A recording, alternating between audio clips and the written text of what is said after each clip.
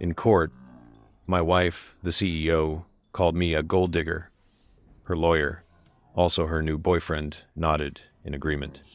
Then the judge said, "So an annual income of $550 is still considered gold digging, huh?" "What? How much?" she gasped. Then her mouth began to stutter. The rain started during dessert. I remember because Vanessa had just set down her wine glass, white, always white. Sancerre, if the restaurant had it, and said something about the weather being pathetically theatrical. She had this way of making even meteorology sound like a personal insult. The kind of tone that made waiters hesitate before approaching our table. "It's just rain," I said, cutting into the chocolate torte I'd ordered. She hadn't touched hers. She never did. Vanessa Marcus didn't do chocolate or carbs after 6, or anything that might suggest she was human enough to have cravings. "It's noise," she corrected, her eyes on her phone screen. The glow illuminated her face in that particular way that made her look carved from marble. Beautiful. Cold. "Expensive.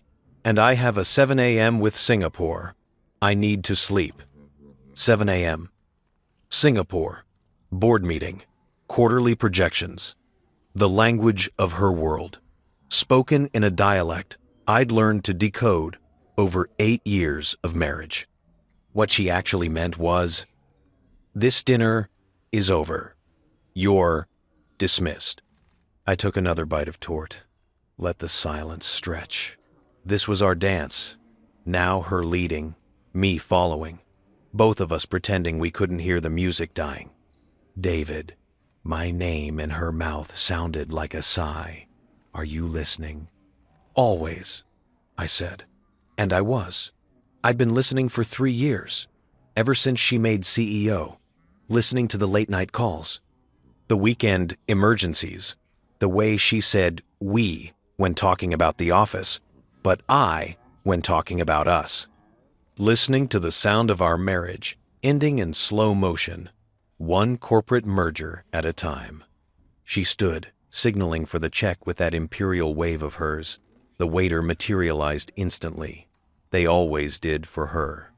Vanessa Marcus, 39 years old, Chief Executive Officer of Marcus & Holt Technologies, youngest woman to lead a Fortune 500 company, featured in Forbes, Fortune, and that one New York Times profile that called her the Ice Queen of Silicon Valley and somehow made it sound like a compliment. And me? David Chen, 41, her husband, the man who held her purse at galas, the one photographers cropped out of photos, the gold digger. Oh, she hadn't said it yet. Not out loud, not where anyone could hear. But I'd seen it in her eyes. During our last argument about the vacation house. Heard it in the pause before she introduced me to her new CFO. Felt it in the way her mother, that brittle, champagne-voiced woman who'd never worked a day in her life, looked at me across the table at Christmas. What does he even do?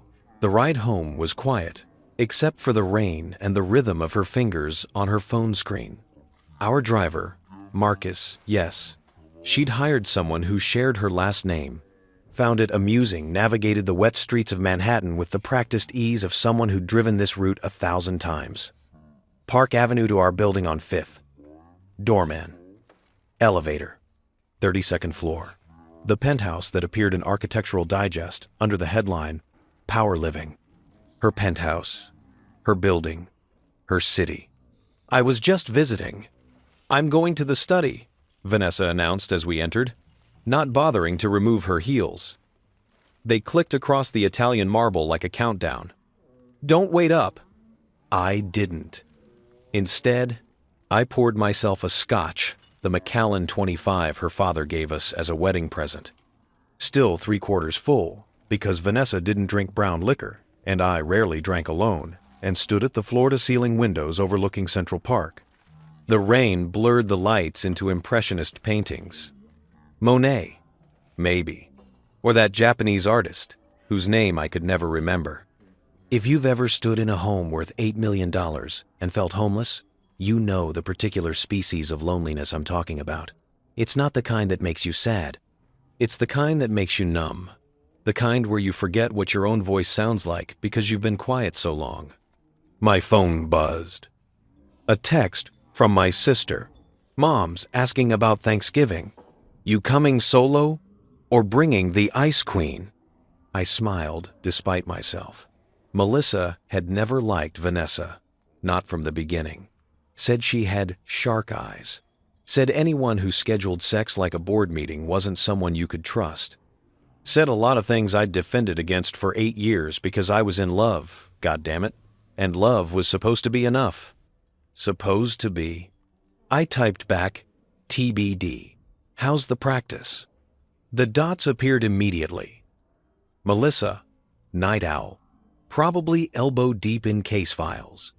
She was a public defender in Brooklyn, made $48,000 a year, worked 80-hour weeks, and somehow seemed happier than anyone I knew. Brutal, beautiful, broke, the usual. You okay? Was I? I looked around the penthouse. The artwork Vanessa had chosen, the furniture I'd never sat on, the grand piano no one played, the life we'd built that felt like a museum exhibit. American marriage, circa 2025, do not touch. Yeah, I typed. All good. Liar. I finished my scotch and went to bed. Our bed, king-sized California, sheets with a thread count that sounded like a zip code. Vanessa came in around 2 a.m. I pretended to be asleep. She pretended to believe me. This was the choreography of our intimacy now. Elaborate pretending, performed in the dark. The next morning, I woke up to find her side of the bed empty and cold. A note on her pillow, written in her sharp, architectural handwriting. Flew to Singapore. Back Friday. V. No love. No miss you. Just her initial. Like a signature on a termination letter. I lay there for a long moment, staring at the ceiling, at the recessed lighting she'd had installed, at the crown molding that cost more than my first car. Thought about how we used to wake up tangled together, how she used to kiss my shoulder before getting up, how we used to talk about having kids someday, about growing old together, about all the beautiful lies people tell themselves when they're 26 and in love and too stupid to know that love isn't enough. That love is never enough when you're married to ambition. My phone rang. Unknown number. I almost didn't answer, but something instinct, curiosity, the same impulse that makes you look at car crashes made me pick up. David Chen? A woman's voice. Professional. Careful. Speaking. This is Jennifer Walsh from Morrison, Barrett & Associates. I'm an attorney representing your wife, Vanessa Marcus, in a matter of dissolution of marriage. I'm calling to inform you that we'll be filing divorce papers on her behalf this afternoon. You should expect to be served within the next 48 hours. The ceiling seemed to tilt, or maybe I was the one tilting. Hard to tell. What? Divorce papers, Mr. Chen.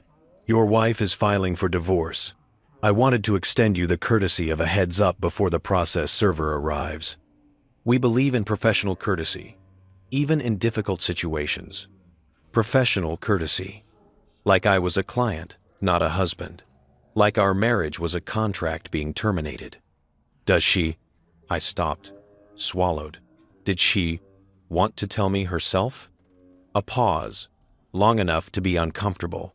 Mrs. Marcus is currently en route to Singapore for business.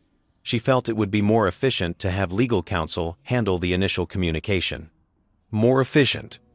I see, I said, though I couldn't. The words weren't making sense. Thank you for the call. You'll want to retain counsel, Mr. Chen. Given the complexity of the estate and the, disparity in your financial positions, I'd recommend someone experienced in high-asset divorces. Do you have representation? Not yet. Well, you'll want to move quickly. We're proposing an expedited timeline. Mrs. Marcus would like this resolved as efficiently as possible. Efficiently. That word again. Our marriage ending like a business deal. Quarterly targets, action items. KPIs for heartbreak. Of course she would, I said, and hung up. I sat there for what might have been an hour, might have been 10 minutes. Time felt liquid, unreliable. The rain had stopped. The sun was coming out.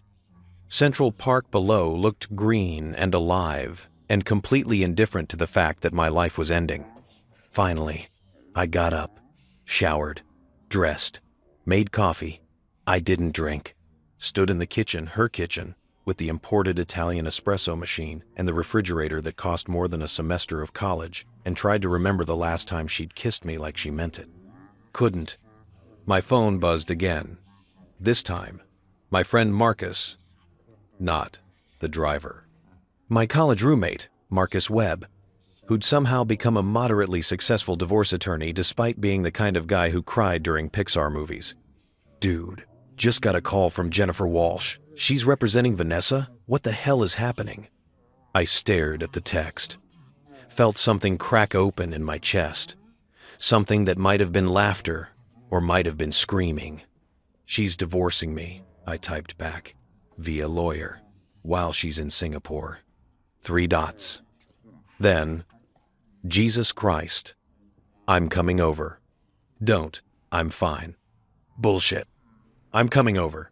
He showed up 40 minutes later, rumpled and concerned, carrying bagels and the kind of sympathy that makes you want to break things. We sat in the living room, the one with the view, the art, the furniture that cost more than his car, and he looked around with the expression of someone touring a crime scene. This place always creeps me out, he said. It's like a hotel. Where's your stuff? What stuff? Your stuff, David. Books, photos, that weird sculpture you made in college. Where's the you in all this? I looked around. He was right. There was nothing here that was mine. Even the clothes in my closet were clothes Vanessa had approved. The watch on my wrist, a gift from her. The shoes, the haircut. The life. She's calling you a gold digger, Marcus said quietly. Jennifer mentioned it on the call. Said Vanessa's alleging you married her for her money, that you've been living off her for years. I laughed. Actually laughed. I met her when she was an associate, making $80,000 a year.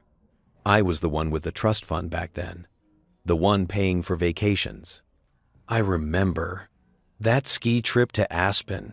You covered everyone because you'd just cashed out some inheritance. Right.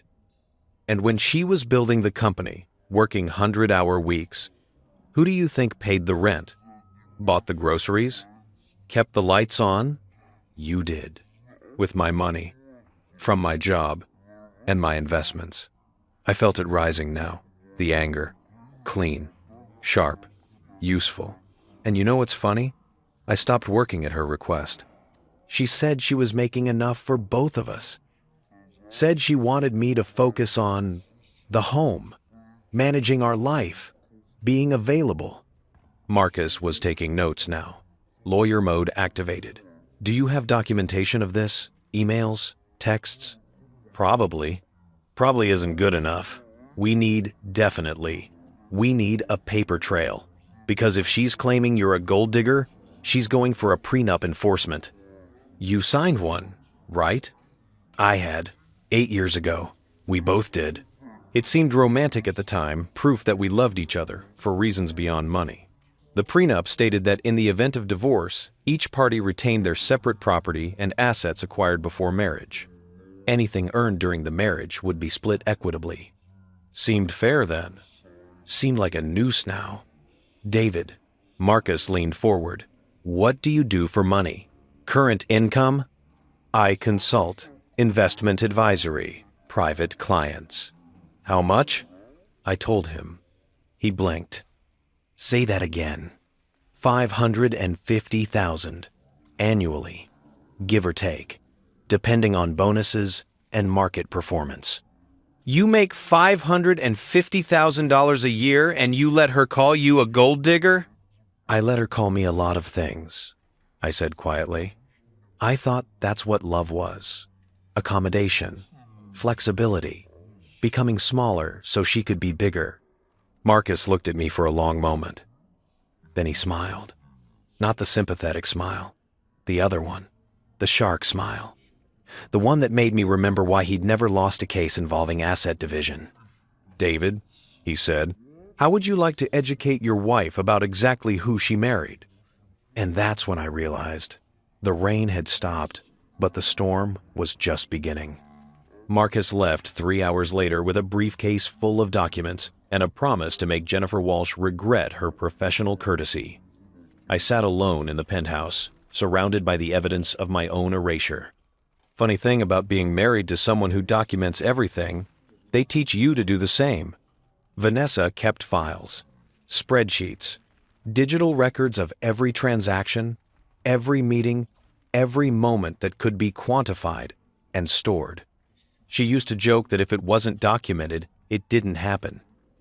Used to say that memory was unreliable, but data was forever. She was right about that. I opened my laptop, the one she'd given me for my birthday 3 years ago. Top of the line, more computing power than I'd ever need, and started digging through my own archives. Email accounts, cloud storage, banking records, the digital breadcrumbs of a life lived in someone else's shadow. The first thing I found was an email from 2019. Subject line, your career. David, I've been thinking about our conversation last night. You're right, it doesn't make sense for both of us to be working these insane hours. One of us should be available, should be the one managing our life together. And honestly, with my trajectory at M&H, it makes financial sense for that person to be you. You've always been better at the life stuff anyway, the details, the planning. I need someone I can trust to handle things while I'm building this company. Someone who gets it, someone who gets me. Think about it. We could travel more. You could consult part-time, keep your hand in the game, but no more 80-hour weeks for both of us. Let me be the one climbing. You be the one making sure we don't forget why we're climbing in the first place. Love you, mean it. V. Ever. I read it twice, 3 times, trying to reconcile the woman who wrote those words with the woman who'd just filed for divorce while flying business class to Singapore. Love you, mean it. Did she? Had she ever? Or was I just another acquisition? Something that looked good on paper until the market shifted. I forwarded the email to Marcus, added it to a folder I labeled Evidence. The word felt clinical, cold, perfect. Next, I pulled up my banking records. Vanessa had always handled our joint finances, her CFO brain, her need for control, her belief that she was better at managing assets. But I'd kept my own accounts. Had to, for my consulting work. My clients paid me directly. Always had. The numbers told a story she'd apparently forgotten. 2017, $287,000 in consulting fees. Investment returns, $43,000. 2018, $312,000 in consulting fees. Investment returns, $67,000. 2019, $398,000 in consulting fees. Investment returns, $91,000. 2020, $445,000 in consulting fees. Investment returns, $103,000. Pandemic year. Interesting how crisis made people want financial advice. 2021, $487,000 in consulting fees. Investment returns, $118,000. 2022, $521,000 in consulting fees. Investment returns, $124,000. 2023, $544,000 in consulting fees. Investment returns, $157,000. 2024, $553,000 in consulting fees. Investment returns, $183,000. And 2025, year to date, $412,000 in consulting fees. Investment returns, $147,000. I'd been averaging over $500,000 annually for the past 5 years. More than most people made in a lifetime. Less than Vanessa made in a quarter, sure, but enough to support myself. Enough to have walked away from this marriage with my dignity intact. Except, I'd never wanted to walk away. That was the thing she'd never understood. I didn't marry her for her money. I married her because she made me feel alive.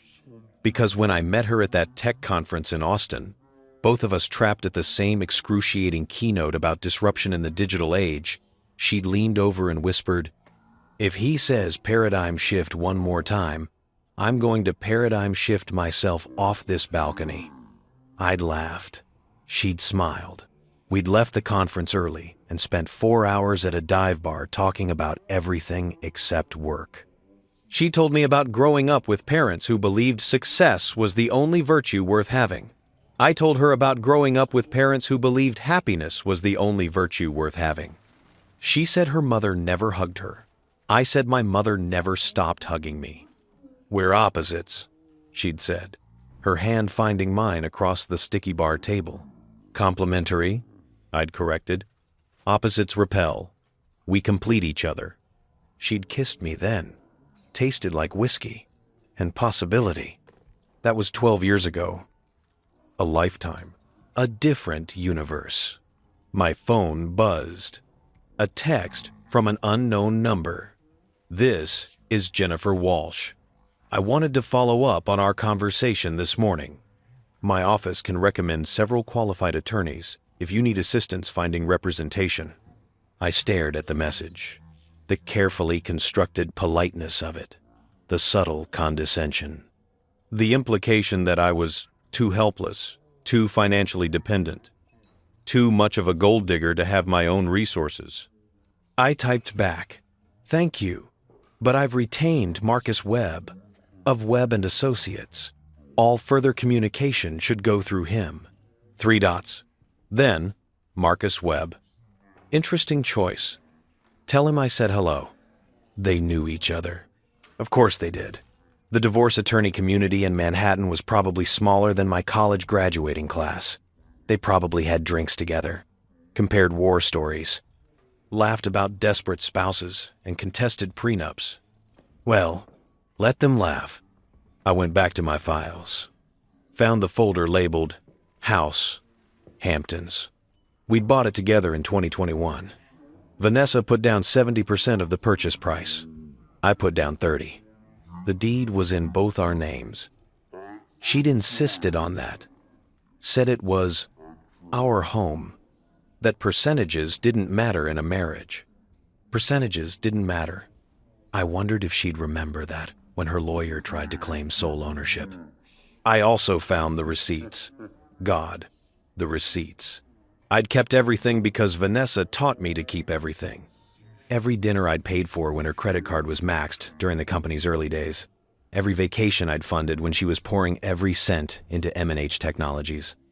Every time I'd covered rent, utilities, groceries, life while she built her empire. There was a particular receipt from 2018. Morton's Steakhouse, $847. Her birthday dinner. I'd taken her there because she'd just lost a major investor deal and was convinced the company would fold. I'd held her while she cried in the restaurant bathroom, then taken her home and held her some more while she talked about giving up, going back to corporate life, admitting defeat. "You're going to make it," I'd told her. "You're brilliant and ruthless, and you don't know how to quit. This is just a setback." "You really believe that?" "I know that." She'd kissed me. Made love to me with a desperation that felt like drowning and salvation all at once. Whispered against my skin, "I don't deserve you." I should have listened to her then. The sky outside was turning that particular shade of purple that New York does so well. I stood at the window and watched the city light up below me. Millions of lives being lived in millions of apartments, all of them probably happier than mine. My phone rang.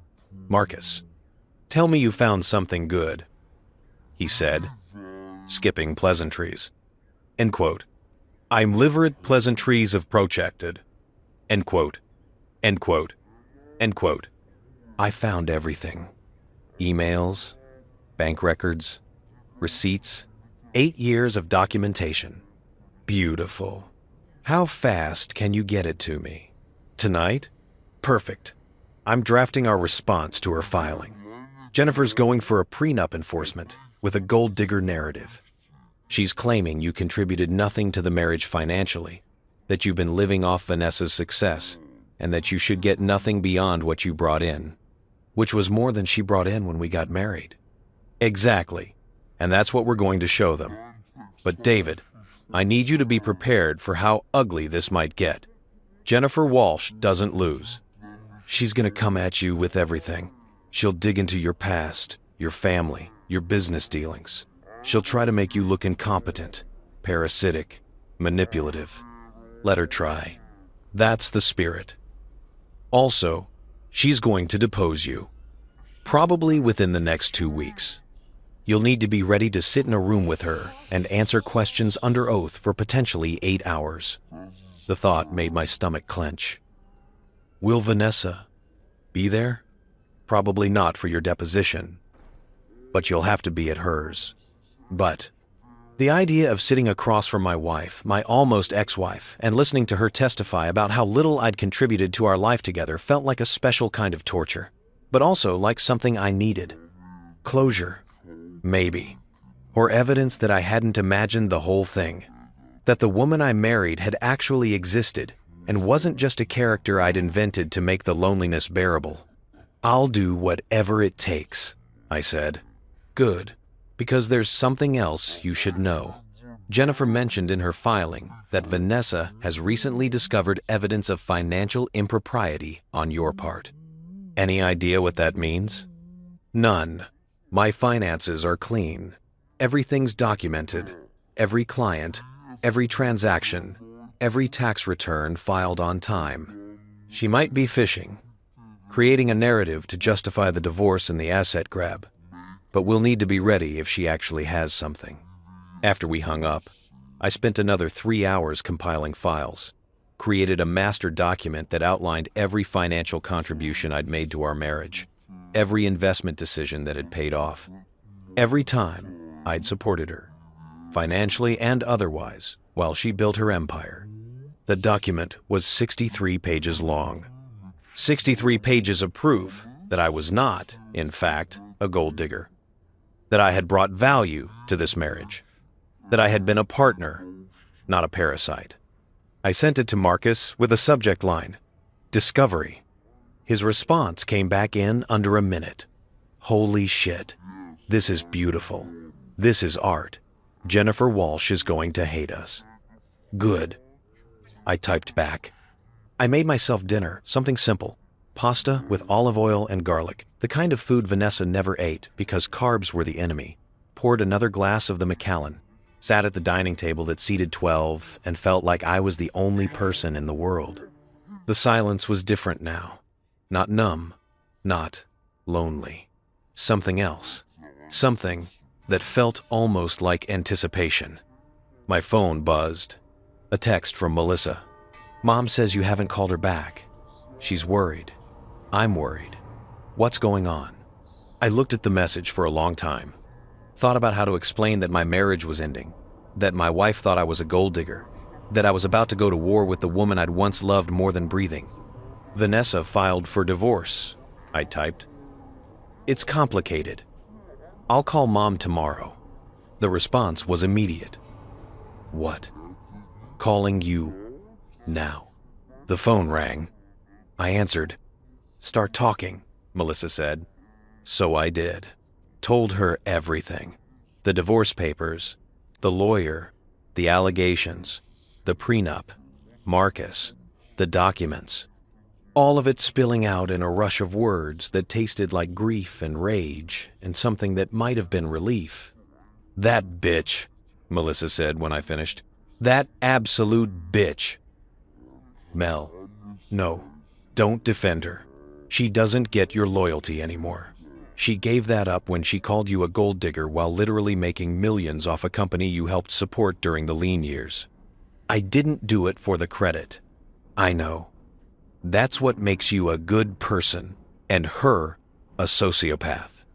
David, listen to me. You're going to take her for everything she's worth. Not because you need the money, clearly you don't, but because she needs to learn that she can't just erase people when they're no longer useful. That's not who I am. Then become who you need to be, just for this, just until it's over. We talked for another hour. She told me about a case she was working on, a kid who'd been accused of stealing from a corner store when he was actually trying to return money he'd found. Said the system was rigged against people who told the truth. Said sometimes you had to fight dirty to get clean justice. Is that what this is? I asked. Justice? What else would you call it? After we hung up, I sat in the dark and thought about that. Justice, revenge, truth. Did it matter what word I used as long as the outcome was the same? I pulled up my email, started writing. Vanessa, I got the call from your lawyer this morning. Professional courtesy, she called it. Very thoughtful of you to have someone else tell your husband of 8 years that you're divorcing him. I'm not going to beg you to reconsider. I'm not going to ask what I did wrong or what I could have done differently. I know you've already made up your mind, and when Vanessa Marcus makes up her mind, the rest of the world just has to adjust. But I want you to know something. I loved you. Past tense, since apparently that's where we're living now. I loved you when you were nobody. When you were scared and broke and convinced you'd never make it. I loved you when you succeeded. When you became someone. When you forgot what it felt like to be scared. And I loved you when you stopped loving me back. I don't know when that happened. Maybe it was gradual. Maybe it was a specific moment, a promotion, a deal, a realization that you'd outgrown the man who used to make you laugh at tech conferences. Either way, it's done. So here's what's going to happen. You're going to go to court and call me a gold digger. Your lawyer is going to paint me as some kind of parasite who lived off your success. And then I'm going to show them exactly who I am and what I contributed. Not because I want your money, but because I want the truth on record. You taught me that, remember? If it's not documented, it didn't happen. Well, I documented everything. See you in court. David. I read it 3 times. Deleted it. Wrote it again. Deleted it again. Some messages are better left unsent. Some truths are better revealed in person, under oath, in front of a judge. Instead, I forwarded everything to Marcus. Every email, every receipt, every piece of evidence that proved I was not what she claimed I was. The rain started again around midnight. I stood at the window and watched it fall, thinking about how water changes everything it touches, how it wears down mountains, how it reveals the shape of things buried beneath the surface. The storm was coming, and this time, I was ready. The process server arrived on a Tuesday. I know it was Tuesday because that was the day our housekeeper, Rosa, came. She'd been cleaning the penthouse for 6 years, knew where every wineglass lived, knew that Vanessa took her coffee black and I took mine with cream. Knew, probably before I did, that our marriage was a beautiful museum exhibit of something that used to be alive. She answered the door while I was in the home office, reviewing a portfolio for a client in Boston. Tech stocks. High risk. The kind of investment that either made you rich or taught you humility. I heard voices.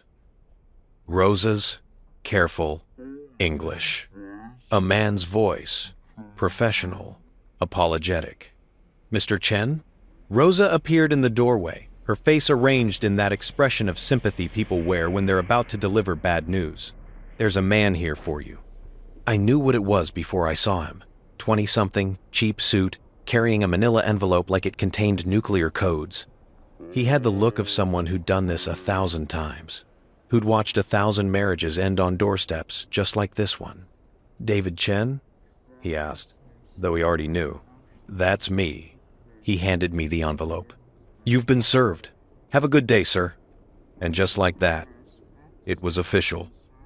My marriage was a legal proceeding, a case number, a matter for the courts to decide. I stood there holding the envelope while Rosa pretended to dust a table that was already spotless. After a moment, she said, "I'm sorry, Mr. Chen. Mrs. Marcus, she trailed off, searching for words in her second language that I couldn't find in my first. It's okay, Rosa. These things happen. You are a good man," she said firmly. "Good husband. She forget this." I smiled, felt something crack in my chest. "Thank you." After she left to clean the bathrooms, I opened the envelope. The papers inside were dense with legal language, formatted with the cold precision of a document designed to end things. I scanned through the whereas and heretofores until I found the section that mattered. Petitioner alleges that respondent entered into marriage with petitioner for financial gain and has contributed negligibly to the marital estate. Petitioner seeks enforcement of prenuptial agreement and dissolution of marriage with no spousal support. Negligibly. That was the word she'd chosen. Not differently. Not in other ways. Negligibly. As if 8 years of my life could be rounded down to 0. I took photos of every page, sent them to Marcus with a message. "It's official." His response, "Good. Let the games begin." I spent the rest of the day in a strange fog. Went through the motions of work, phone calls with clients, market analysis, the routine of managing other people's money while my own life fell apart. Around 3, I got a call from a number I didn't recognize. David Chen. I answered on speaker, still staring at stock charts that refused to make sense. "Mr. Chen, this is Richard Morrison, from Morrison, Barrett and Associates. A man's voice this time. Older, authoritative, the kind of voice that expected to be obeyed. I'm the managing partner at the firm, representing your wife." I thought Jennifer Walsh was handling this. Miss Walsh is lead counsel. Yes.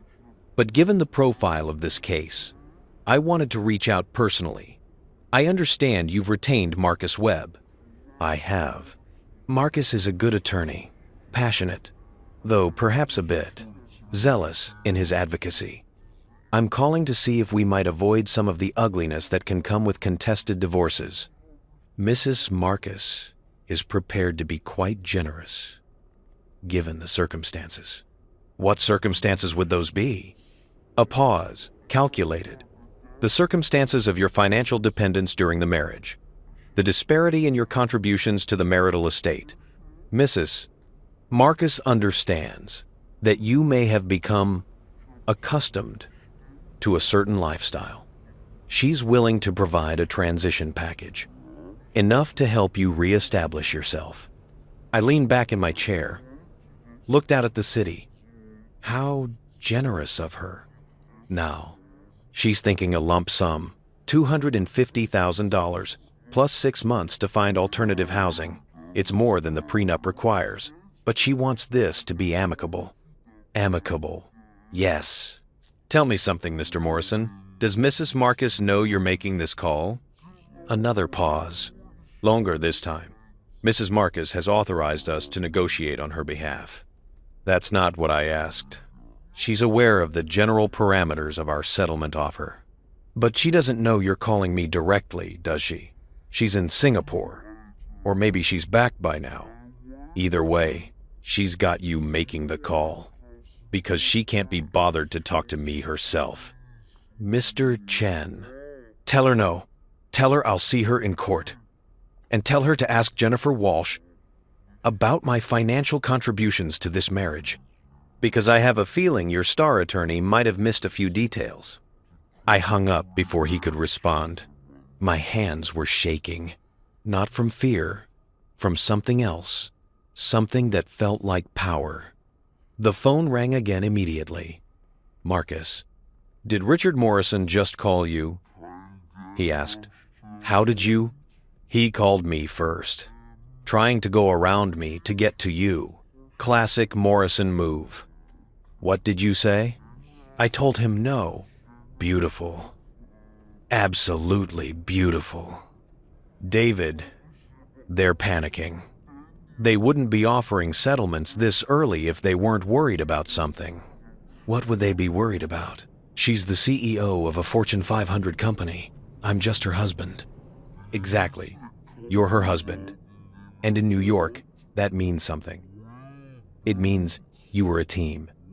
It means your contributions matter, financial or otherwise. And based on what you sent me last night, your contributions were very much financial. So what happens now? Now we file our response. We accept service of the divorce petition and we counterclaim. We're going to ask for equitable distribution of all marital assets. The penthouse, the Hamptons house, her stock options, retirement accounts, everything acquired during the marriage. I don't want her company. This isn't about what you want. This is about establishing your value, about making sure the record shows exactly who you are and what you brought to this marriage. And David, when we're done, every judge, every clerk, every person in that courtroom is going to know that you were not a gold digger. After we hung up, I walked through the penthouse, really looked at it for the first time in months. The art on the walls, some of it chosen by Vanessa, some by the designer she'd hired, none by me. The furniture arranged in perfect geometries of style over comfort. The kitchen I'd cooked in maybe a dozen times because Vanessa preferred restaurants or catered meals or not eating at all. This wasn't a home. It was a showroom, and I'd been living in it like a ghost. My phone buzzed. A text from an unknown number. Hi David, this is Tom Bradford. I'm not sure if you remember me. We met at the M&H holiday party last year. I heard about you and Vanessa. I'm sorry, man. That sucks. I stared at the message. Tom Bradford, CFO, the one Vanessa had hired 8 months ago. Harvard MBA, formerly at Goldman. Exactly the kind of pedigree she respected. I remembered him mostly as a firm handshake and an expensive watch. Thanks, I typed back. Yeah, it's been rough. Listen, I wanted to give you a heads up. There's something you should know about the divorce, about why it's happening now. My pulse quickened. What do you mean? 3 dots, then nothing, then 3 dots again. Finally, can we meet? I'd rather not text this. We agreed to meet at a coffee shop in Midtown. Neutral territory. The kind of place where tech bros took meetings and tourists ordered lattes with 7 modifiers. I got there first, ordered a black coffee I didn't want, sat in the back where I could see the door. Tom arrived 15 minutes late, looking nervous.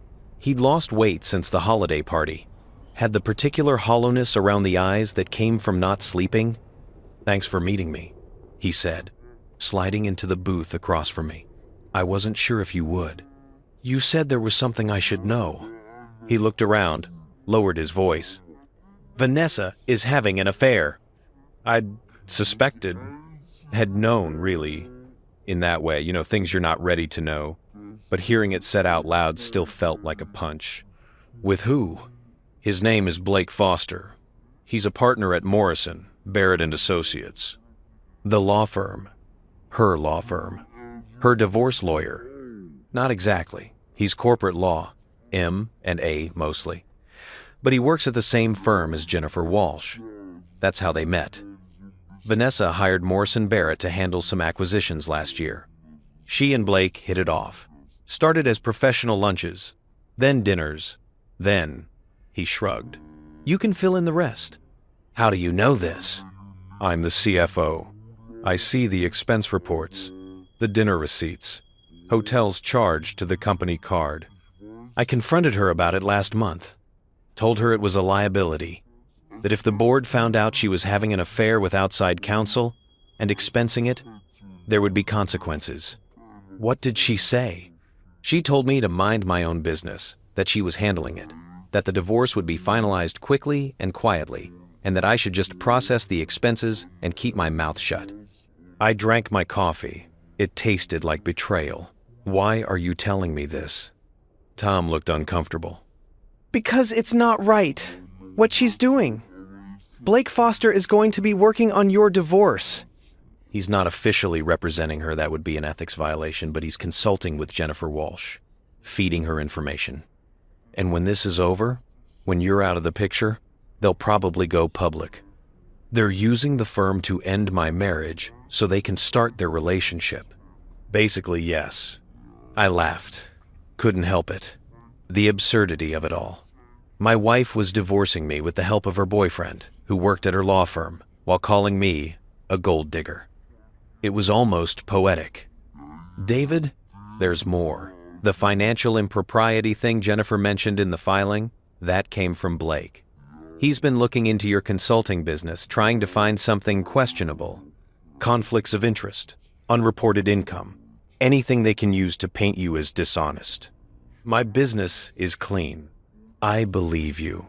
But Blake is good at finding problems where none exist. He's a corporate lawyer.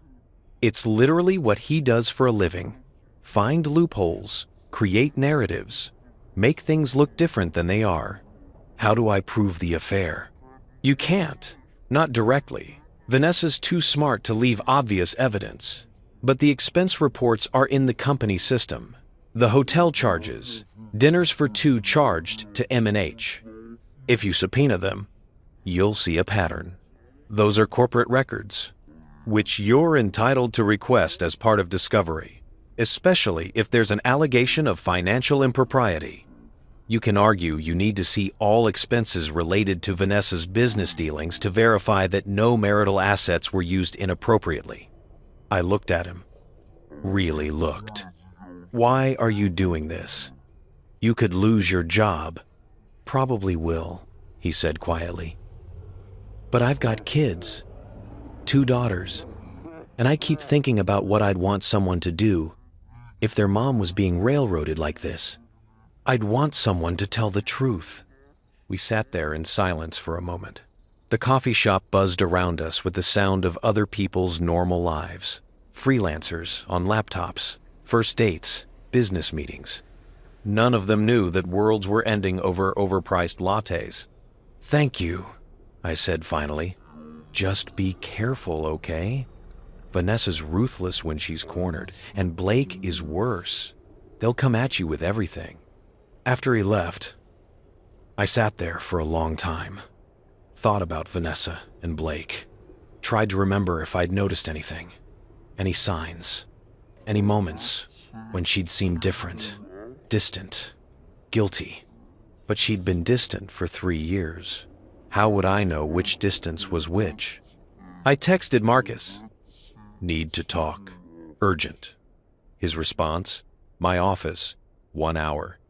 Marcus's office was in a building that had seen better days, mid-century modern, that had missed the Renaissance and gone straight to shabby.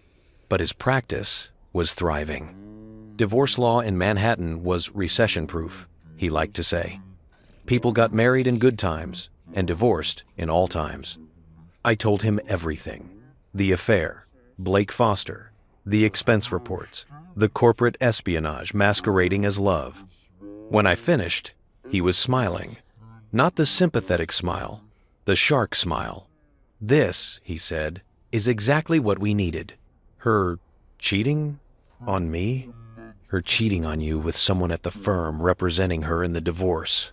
David, this is a conflict of interest, a massive one. If we can prove Blake Foster is involved in your divorce proceedings while having a relationship with Vanessa, we can get the whole firm disqualified. Can we prove it? With Tom's help? Maybe. We'll subpoena the expense reports, cross-reference them with court filings and strategy sessions, build a timeline. And when we depose Vanessa, we'll ask her about Blake, under oath. She'll lie. Probably. But lying under oath is perjury, and even Vanessa Marcus can't make that go away. I left his office feeling something I hadn't felt in years. Hope, maybe, or vindication, or just the simple satisfaction of knowing I wasn't crazy. That my marriage had ended not because I was insufficient, but because she'd found someone new. It didn't make it hurt less, but it made it make sense. The sun was setting when I got back to the penthouse. The sky over Central Park was doing that thing it does, turning shades of orange and purple that no photograph ever quite captures. I stood at the window and watched the day end. Somewhere out there, Vanessa was probably with Blake, having dinner, making plans, building a future that didn't include me. And somewhere in an office building in Midtown, documents were being prepared that would change everything. I poured myself a scotch, raised the glass to the window, to the city, to the coming storm. "See you in court," I said to my reflection. The glass was empty before the sun finished setting. Vanessa came back from Singapore on a Friday. I know because the doorman called to warn me. Miguel, who'd worked the building for 12 years, who remembered when we first moved in and Vanessa kissed me in the lobby like we were the only two people in the world. "Mr. Chen," he said, voice low and apologetic, "Mrs. Marcus just pulled up. Thought you'd want to know." I was in the bedroom, packing. Not leaving, not yet, but organizing. Separating what was mine from what was hers from what was ours. Turns out, when you've been married 8 years, the archaeology of separation is complicated. "Thanks, Miguel." I heard the elevator, her heels on the marble. The particular rhythm of Vanessa arriving anywhere, purposeful, precise, territorial. The door opened, closed. Silence for a moment while she processed that I was home. Then, "David?" Her voice sounded the same. That's what struck me. After everything, the divorce papers, the lawyers, the allegations, she still sounded like herself. Like the woman who used to call my name from the shower asking me to bring her a towel. Like my wife. Except she wasn't. Not anymore. "In here," I called back. She appeared in the bedroom doorway. Still in her travel clothes, black cashmere, designer jeans, the leather jacket I'd bought her for our 5th anniversary. She looked tired, jet-lagged, beautiful in that way that hurt to look at. "You're packing," she observed. "Organizing." Same thing. I folded a shirt, mine, definitely mine, bought before we met and placed it in a box. "How was Singapore?" "Productive." She set down her bag, crossed her arms. "We need to talk." "Your lawyer's already said everything. 250,000 in 6 months to find a new place. Very generous." "That wasn't my idea." Richard took initiative. "But you authorized it."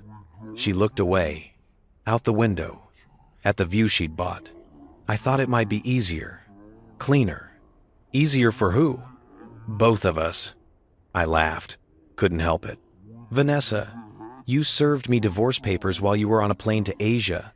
You had your lawyer call me, instead of calling yourself." "You're alleging I'm a gold digger when you know that's not true. Nothing about this is easy for me. I know what you make, David. I've always known." "Then why?" "Because it's not about the money!" Her voice cracked. First real emotion I'd heard from her in months. "It's about everything else. About how this became my life, and you became peripheral to it." "Peripheral? I don't mean it like that." "How do you mean it?"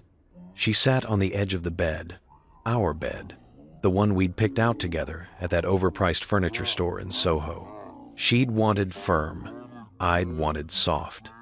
We'd compromised on medium, and neither of us had slept well since. "Do you remember when we met?" she asked. "At that conference?" Lest 2-1. Max, do you remember? Austin, 2013. You said paradigm shift was the death of intelligent discourse. A ghost of a smile. You laughed. No one else laughed. They all took those conferences so seriously, and you just laughed. You were funny. I was trying to impress you. It worked. She looked at me then. Really looked. And for a second, I saw her. The woman I'd married. Not the CEO, not the Ice Queen. Just Vanessa. Scared and tired and maybe even sorry. "I didn't mean for it to go like this," she said quietly. "The divorce. The lawyers. I wanted to tell you myself, but every time I tried, I couldn't find the words. And then it was easier to just let them handle it. Let them call me a gold digger. That was Jennifer's strategy, not mine. But you signed off on it. She didn't deny it. I signed off on winning. I always sign off on winning. Even if it means destroying me. You're not destroyed, David. You're one of the smartest financial minds I know. You'll land on your feet. That's not the point. Then what is? I sat down across from her, close enough to smell her perfume Chanel, the one I'd bought her for Christmas 3 years running because she never remembered to buy it herself. Close enough to see the fine lines around her eyes that she covered with expensive creams and strategic lighting. The point is that you're erasing me, I said. Revising history, making it seem like I was some kind of parasite when you know that I supported you, that I believed in you when nobody else did, that I put my own career on hold because you asked me to. I never asked you to stop working. You asked me to stop working 80-hour weeks, to be available, to manage our life. What did you think that meant? What did you think that meant? She was quiet for a long time. Outside, the city hummed with its Friday night energy, people going to dinner, to bars, to lives that made sense. Finally, she said, I think I thought you'd always be there, that no matter what I did or didn't do, you'd always be there. And then one day, I realized that wasn't fair to you, that you deserve someone who could give you more attention, more time, more. So, you're divorcing me for my own good. I'm divorcing you because I met someone else. There it was, the truth, sitting between us like a third person in the marriage. Blake Foster, I said. Her head snapped up. How did you... I have friends too, Vanessa. People who think I deserve to know the truth. She stood, paced to the window. It's not what you think. He's a lawyer at the firm representing you in our divorce. A divorce you're pursuing so you can be with him. What part am I misunderstanding? Blake isn't involved in the divorce. He does corporate law. But he works with Jennifer, consults with her, helps her strategize. That's not... She stopped, realized. Tom told you. Does it matter who told me? Tom is going to lose his job. Tom did the right thing. She spun around, and there it was, the CEO face, the boardroom face, the face that had stared down investors and competitors and anyone who stood between her and what she wanted. You want to play this game? She said, voice cold now. Fine, let's play. You think you can prove an affair? Good luck. Blake and I have been careful. No emails, no texts, nothing you can subpoena. Except the expense reports. Corporate dinners, perfectly legitimate. Hotel rooms, business travel, shared accommodations to save costs. In the same room? In the same hotel. Separate rooms. You want to depose every executive who's ever shared a floor with another executive at a conference? I stood, faced her across the bedroom that suddenly felt like a battlefield. Here's what I know, Vanessa. I know you're lying. I know Blake is helping Jennifer try to destroy me in court. And I know that when we get in front of a judge, the truth is going to come out. Is it? Because from where I'm standing, the truth is that you lived off me for 8 years while pretending to work. The truth is that you contributed almost nothing to this marriage except emotional labor that I never asked for. The truth is that you were convenient when I needed someone and inconvenient when I didn't. Each word was a knife, precisely placed, designed to cut. If that's what you really think, I said quietly, then you never knew me at all. Maybe I didn't, or maybe I knew exactly who you were and just stopped caring. She left the bedroom. I heard her in the study, opening drawers, gathering things. When she came out, she had a small bag. I'm staying at the Carlyle until this is settled, she said. My lawyers will be in touch about the discovery schedule. Try not to make this harder than it needs to be. Vanessa. What? I wanted to say 1,000 things. That I still loved her. That I hated her. That she'd become someone I didn't recognize. That maybe I'd become someone she didn't recognize either. That marriages don't die all at once, but in degrees, in moments of coldness that accumulate like snow until you're buried. Instead, I said, I hope he makes you happy. She looked at me for a long moment. Something flickered across her face. Regret, maybe. Or just exhaustion. Happiness was never the goal, she said. Then she left. I stood there in the empty penthouse for a long time. Listened to the silence. Felt the weight of 8 years of marriage dissolving into nothing. Then I called Marcus. She admitted the affair, I said when he answered. She what? Just now. She came home. We talked. She admitted she's seeing Blake Foster. Said they've been careful. No evidence, but she admitted it. David, did you record this? No. I didn't think. It's okay. It's fine. Did she say anything specific? Timeline? Details? I ran through the conversation. Marcus took notes, asked questions, built a narrative from the scraps of my disintegrating marriage. This is good, he said finally. Really good. She thinks she's safe because there's no paper trail. But an admission is an admission. You can testify to it. My word against hers. Your word, plus Tom Bradford's testimony about the expense reports. Your word, plus a pattern of behavior. David, we can use this. When's the deposition? Next week, Wednesday. Jennifer's office, 9 a.m. It'll be you, me, Jennifer, probably Richard Morrison, and a court reporter. Vanessa won't be there for yours. You okay with that? Yeah. Good. Because we're going to go through everything. Your finances, your marriage, your contributions, every email, every receipt, every moment of your 8 years together. They're going to try to break you down, make you seem pathetic or opportunistic, or both. Can you handle that? I thought about Vanessa's face when she said I was convenient when she needed me and inconvenient when she didn't. Thought about 8 years of becoming smaller so she could become bigger. I can handle it, I said. The week before the deposition, I prepared like I was preparing for war. Marcus sent me binders full of documents, discovery requests, financial statements, a timeline of my marriage that read like an autopsy report. Here's when it was healthy. Here's when it got sick. Here's when it died. I reviewed every email I'd sent Vanessa during our marriage. Hundreds of them. Thousands. I love you. And thinking of you. And proud of you. And here for you. A record of devotion that she'd probably deleted without reading. I also found the email I'd sent her 3 years ago when she made CEO. V is V. I know you're swamped with press and board meetings and 1,000 other things. But I wanted to say this somewhere you might actually see it.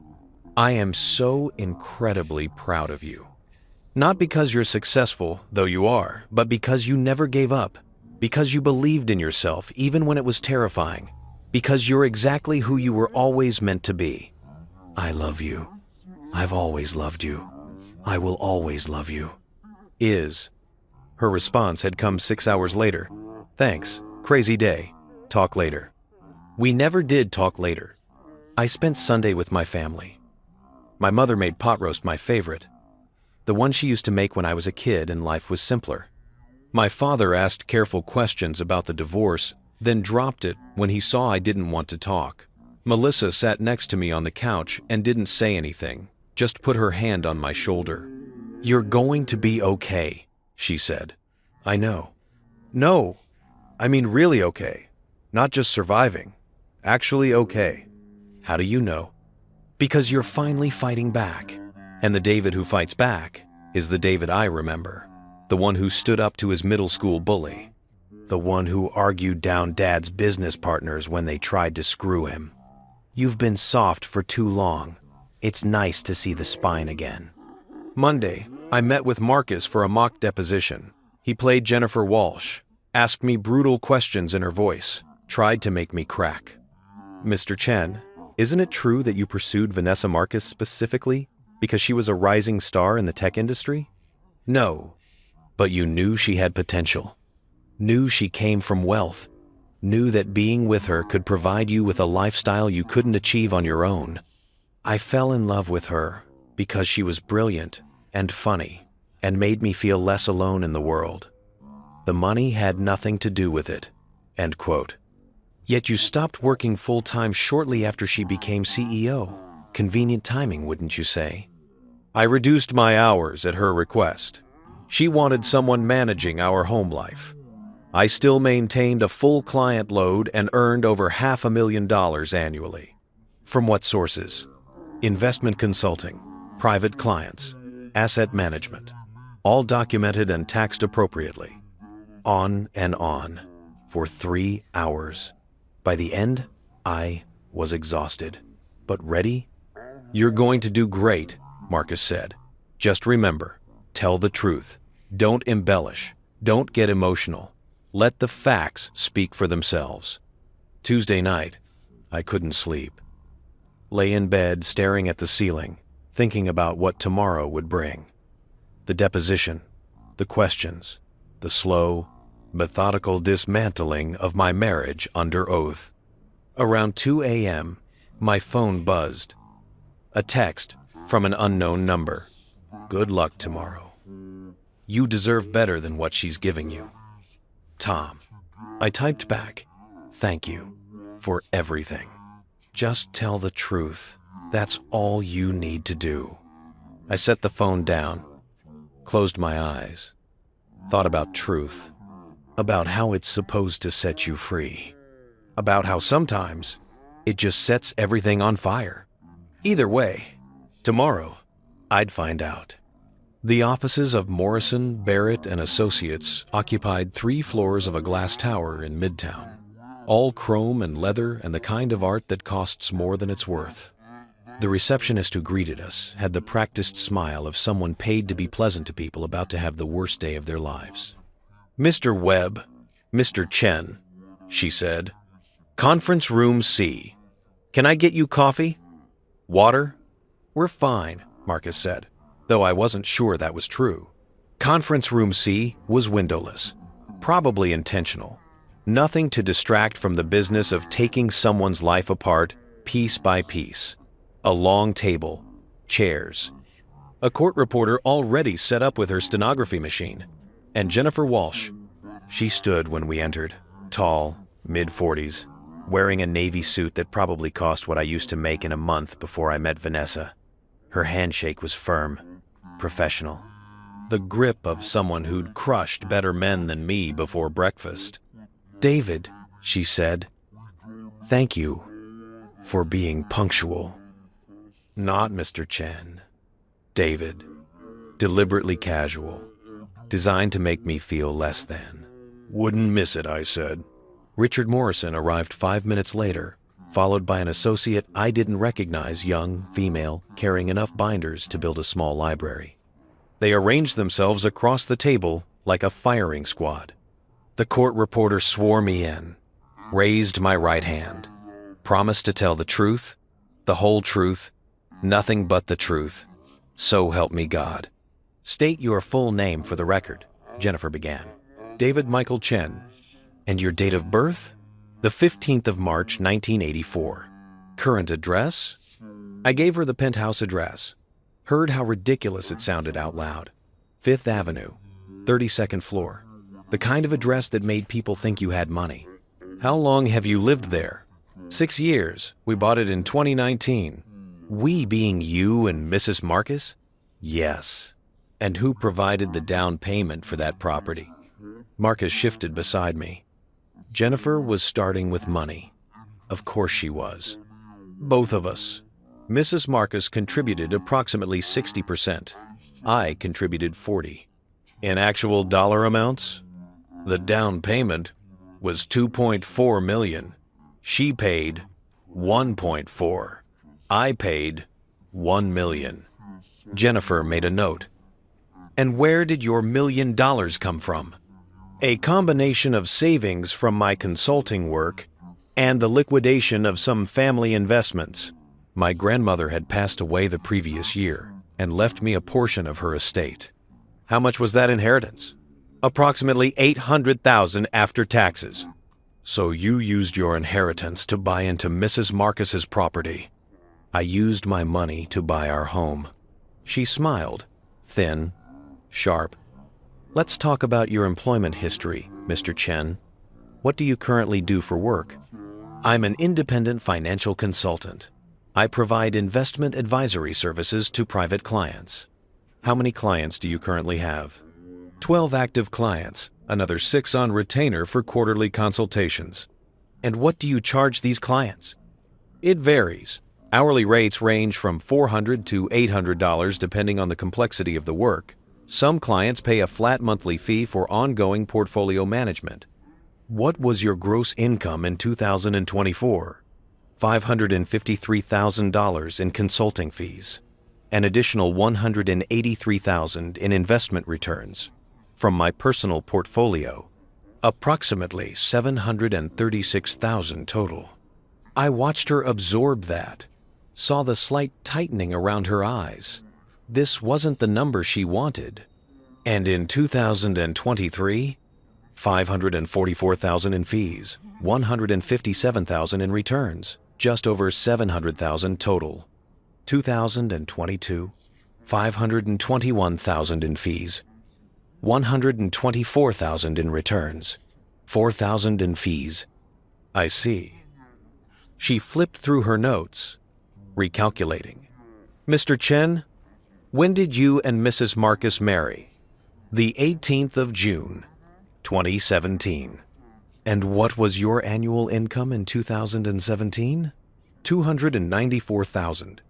I was working full-time at Whitmore Financial then, senior analyst position. When did you leave Whitmore? November 2018. Why did you leave? This was it. The narrative she wanted to build. The gold digger who quit working once he married into money. At Mrs. Marcus's request, I said carefully. She'd just been promoted to Chief Operating Officer. Her hours had become intense, 70, 80, sometimes 90 hours a week. We discussed it and agreed that it would benefit our marriage if one of us had more flexibility, more availability. So you quit your job. I transitioned to independent consulting. I didn't quit working. I changed how I worked. But your income dropped, didn't it? From 2018 to 2019? Initially, yes. Building a client base takes time, but by 2020, I was exceeding what I made at Whitmore. Yet you continued to live off Mrs. Marcus's income. I contributed to our household expenses proportionally to our incomes, which means Mrs. Marcus paid the majority of everything. Marcus cut in. Objection. That's not a question. That's commentary. Jennifer didn't blink. Let me rephrase. Mr. Chen, who paid the mortgage on your Fifth Avenue residence? Mrs. Marcus, from our joint account. Who paid for the Hamptons house? Both of us. I contributed 30% of the purchase price. But the mortgage payments? Primarily Mrs. Marcus. Who paid for your vehicles? She paid for hers. I paid for mine. What do you drive, Mr. Chen? A 2022 Audi. A 6. Purchased new? Yes. How much did that cost? Approximately $60,000. And Mrs. Marcus drives? A Tesla Model S and a Range Rover. Combined value? I'm not sure. $200,000. Maybe more. She smiled again. So, even though you claim to earn over $500,000 annually, you chose to drive a car worth a third of what your wife's vehicles cost. Interesting. I don't see what my choice of vehicle has to do with... It speaks to your actual financial position, Mr. Chen. If you were truly earning what you claim, why not buy something comparable to Mrs. Marcus's cars? Unless you were, in fact, dependent on her income for maintaining your lifestyle. Marcus leaned forward. My client's choice to be financially prudent rather than ostentatious is not evidence of dependence. Next question.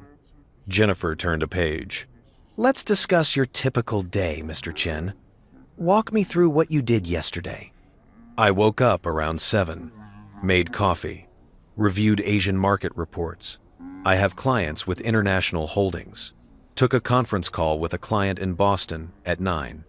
Spent the rest of the morning analyzing portfolio rebalancing options. Had lunch. Afternoon call with a client in San Francisco. Spent 2 hours preparing for this deposition. Made dinner. Went to bed. How many hours would you say you actually worked? 5, maybe 6. 5 or 6 hours. And you charge $400 to $800 per hour for consulting time? Yes. The research and analysis I do outside of client calls is part of my due diligence. I don't bill for every minute I'm thinking about markets. How convenient. So, on a day when you worked 5 hours, you potentially earned what? $2,000? $4,000?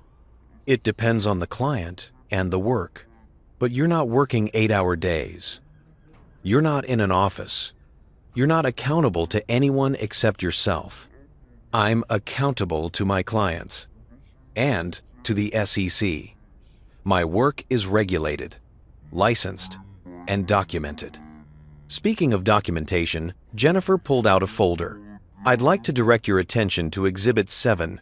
This is your tax return from 2023. Can you confirm this is accurate? I looked at the document Marcus passed to me. My tax return. Every line of income. Every deduction. Every number that proved I wasn't what she said I was. Yes, that's accurate. I see here that you claimed a home office deduction. Is that correct? Yes. And where is your home office located?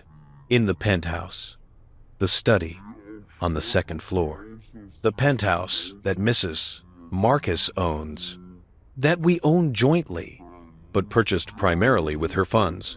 So you claimed a tax deduction for using space in a home she paid for. Marcus stood.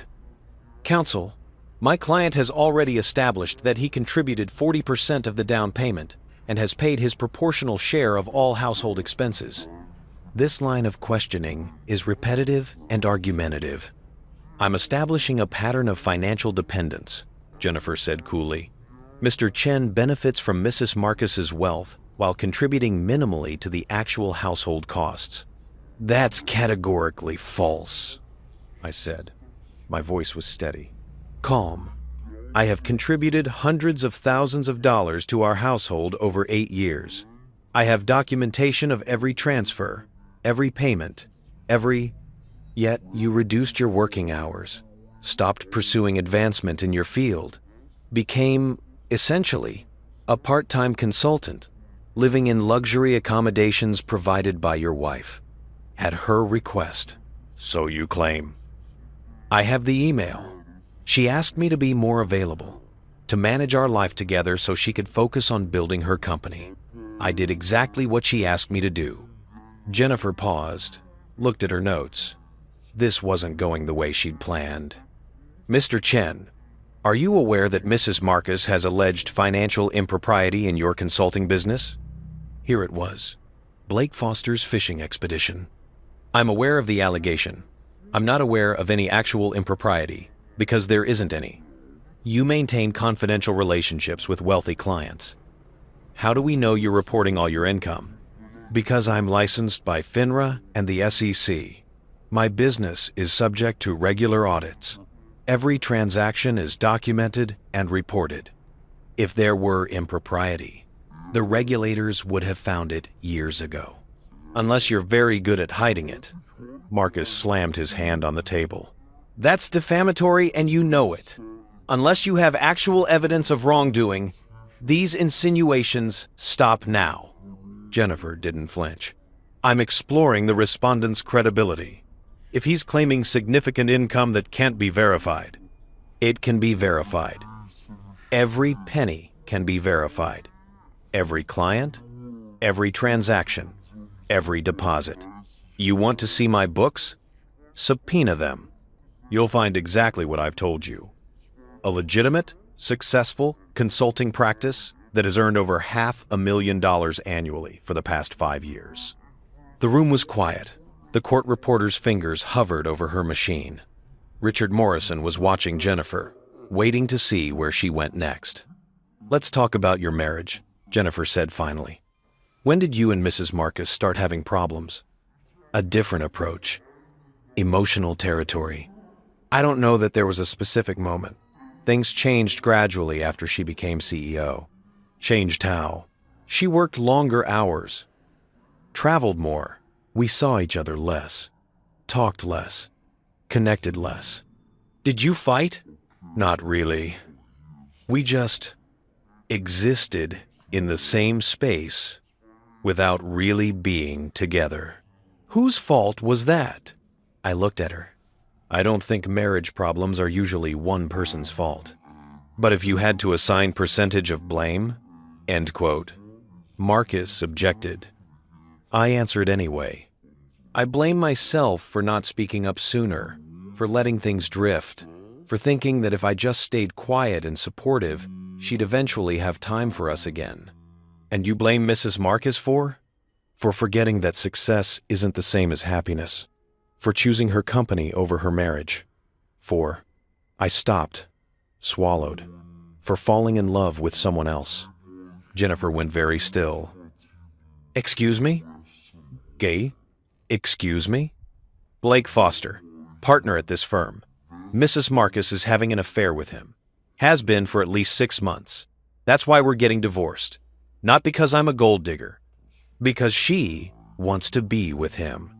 That's a serious allegation, Mr. Chen. It's the truth. She admitted it to me last Friday. In our bedroom. Said they'd been careful. No evidence. But she didn't deny it. Men. Also. Often. Once so. Also so. Also. Many. Many. Also. Also. Many. Richard Morrison leaned toward Jennifer. Whispered something. She shook her head. Do you have proof of this alleged affair? She asked. My testimony. Under oath. Right now. Your testimony about a private conversation. Hardly conclusive. Then there are the expense reports. Dinners with Blake charged to the company. Hotel rooms. A pattern of meetings that went beyond professional. Corporate entertainment is standard practice. Not when you're sleeping with the person you're entertaining. Jennifer closed her folder. I think we need a break. She and Richard left the room. The associate followed. The court reporter asked if I wanted water. I said yes. Drank it too fast. Felt dizzy. That was beautiful, Marcus said quietly. Absolutely beautiful. I just told the truth. The truth that they weren't expecting.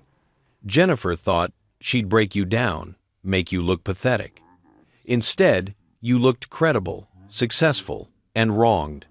That's exactly where we want to be. They came back 15 minutes later. Jennifer's face was composed, but there was something different. A calculation, a reassessment. Mr. Chen, let's continue. You mentioned expense reports. How did you obtain information about Mrs. Marcus's corporate expenses? I didn't obtain them. Someone told me about them. Who? I'd rather not say. You are under oath. Who told you about these expense reports? I looked at Marcus. He nodded. Tom Bradford, Chief Financial Officer at Marcus & Holt Technologies. Jennifer wrote that down, underlining it. Tom was going to pay for this, but he'd known that when he told me. And what did Mr. Bradford tell you?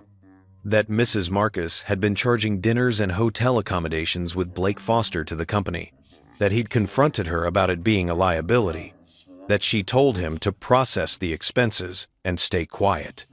These are serious allegations against both Mrs. Marcus and a member of this firm. I'm aware. If they're true, they represent both corporate misconduct and a conflict of interest. I'm aware of that too. She looked at Richard Morrison. He shook his head slightly. A conversation happening in silence. I think, Jennifer said slowly, we should pause this deposition. There are some matters that need to be clarified before we continue. Clarified how? Marcus asked. I need to consult with my client and with firm management.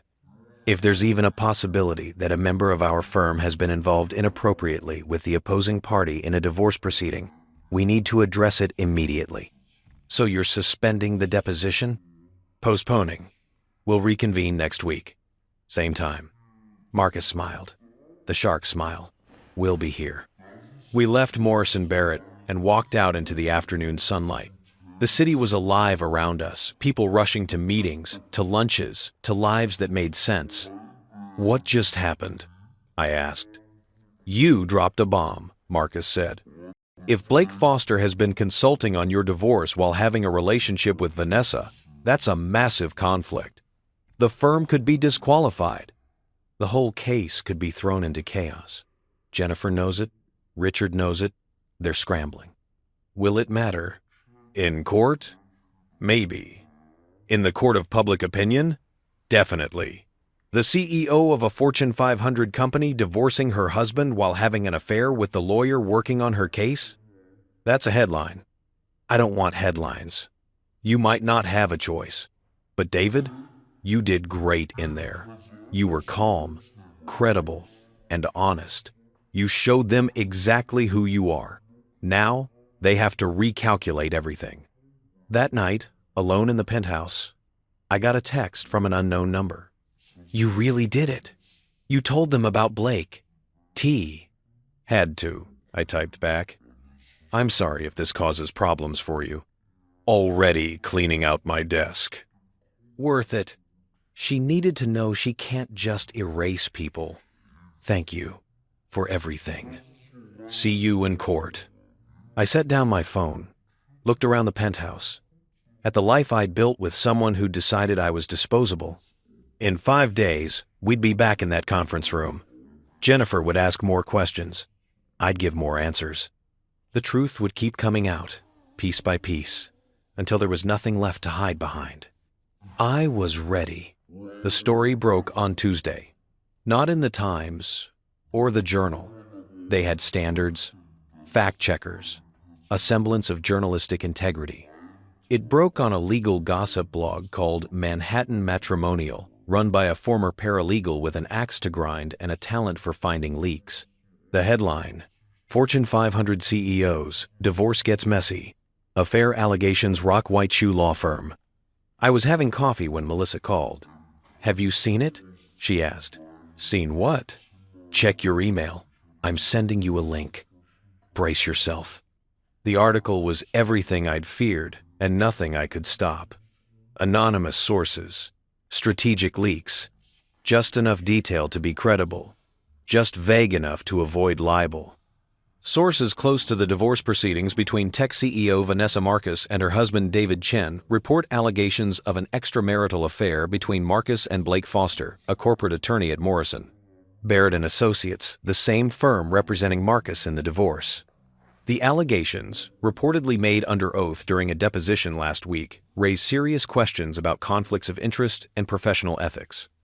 Morrison Barrett declined to comment, as did representatives for Marcus and Holt Technologies.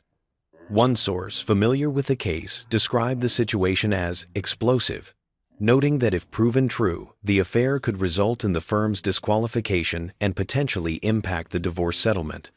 Marcus, 39, became the youngest female CEO of a Fortune 500 company in 2022. Her marriage to Chen, a financial consultant, has been the subject of recent speculation. I stopped reading, felt my coffee go cold in my hands. My phone started ringing. Unknown numbers. Reporters, probably. I let them go to voicemail. Then Marcus called. Don't talk to anyone, he said immediately. No press, no comments. No confirming or denying anything. I haven't. Good, because this is going to get worse before it gets better. Vanessa's PR team will go nuclear. They'll spin this as you being a scorned husband making false allegations. They'll dig into your life, your business, your family. Everything is fair game now. Let them dig. They won't find anything. It's not about what they find. It's about what they can make it look like they found. David, we're not just fighting a divorce case anymore. We're fighting a PR war. He was right.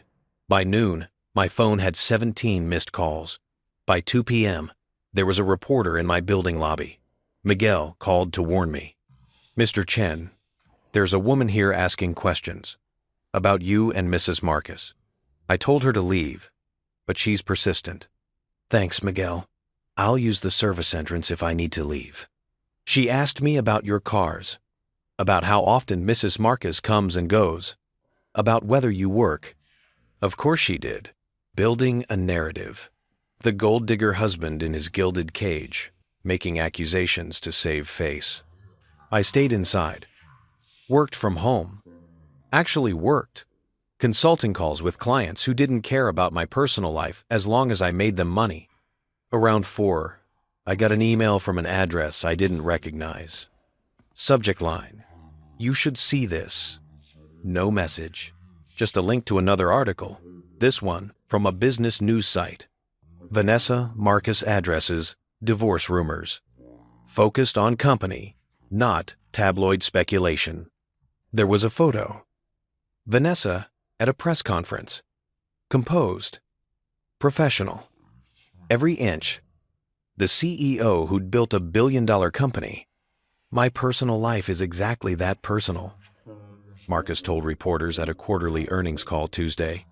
These allegations are false and defamatory, and my legal team is exploring all options. I'm focused on leading this company and serving our shareholders, not engaging with tabloid speculation.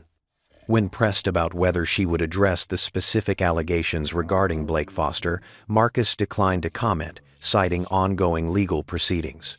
False and defamatory. She was calling me a liar. Under oath was one thing, provable, documented, witnessed by a court reporter. But now, she was saying it publicly. Painting me as the villain in a story she was writing in real time. My phone buzzed. A text from an unknown number. This is Blake Foster. We need to talk. I stared at it for a long moment. The man who'd been sleeping with my wife wanted to talk. The audacity was almost impressive. No, I typed back. We don't. I think we do. This situation has gotten out of hand. I'd like to explain. You'd like to explain how you've been fucking my wife while helping her lawyers destroy me? I think I understand the situation just fine. 3 dots. Then, it's not what you think. Then what is it? No response. I forwarded the exchange to Marcus with a note. Blake Foster just texted me. His response was immediate. Do not engage. Do not respond. Do not give him anything he can use. Screenshot everything and send it to me. That night, I couldn't sleep. Lay in bed, our bed, though it hadn't felt like hours in years, and watched the city lights paint patterns on the ceiling. Thought about how quickly a life could unravel. How one truth, spoken under oath, could set off a chain reaction that destroyed everything in its path. Around midnight, my phone rang. Vanessa. I almost didn't answer, but curiosity, or maybe just the muscle memory of 8 years of marriage, made me pick up. You need to retract your statement, she said. No hello. No preamble. Just straight to business. Like I was a vendor who delivered the wrong product. I was under oath. I can't retract the truth. It's not the truth. Blake and I are colleagues, friends, at most. You've created a narrative that doesn't exist. I created it? Vanessa, you admitted the affair to me. In our bedroom, last Friday. I said I'd met someone. I didn't say it was Blake. You didn't deny it when I said his name. Silence. The kind that confirms everything. This is destroying both of our reputations, she said finally. Mine, professionally. Yours, personally. We need to find a way to make this go away. How do you propose we do that? I'm prepared to revise my settlement offer. Significantly. $500,000. Plus the Hamptons house. Plus 1 year to find alternative housing. All you have to do is sign a non-disclosure agreement stating that you won't make any further public statements About our marriage or the divorce? You want to buy my silence. I want to end this before it ruins both of us. I laughed. Couldn't help it. Vanessa, you called me a gold digger. You served me divorce papers while you were on a plane. You've been having an affair with your lawyer's colleague, while your legal team tries to prove I'm a parasite. And now you want me to be quiet about it? I want us both to walk away with our dignity intact. My dignity isn't for sale, not for 500,000, not for 5 million. You want this to end. Tell the truth. Admit the affair. Admit that you're divorcing me because you fell in love with someone else, not because I'm some kind of financial leech. I can't do that. Why not? Because the board would force me out.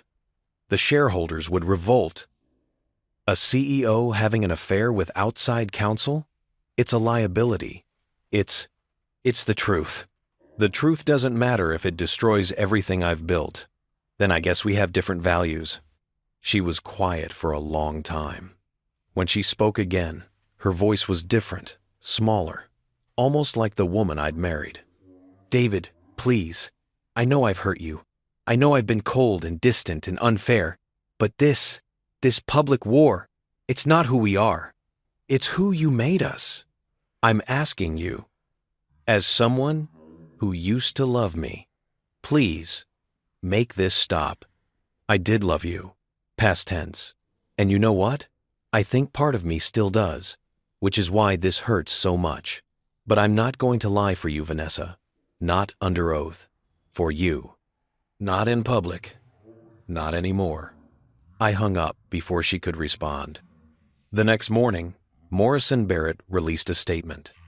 After careful review, Morrison, Barrett, and Associates has determined that Blake Foster will recuse himself from any matters related to Marcus versus Chen.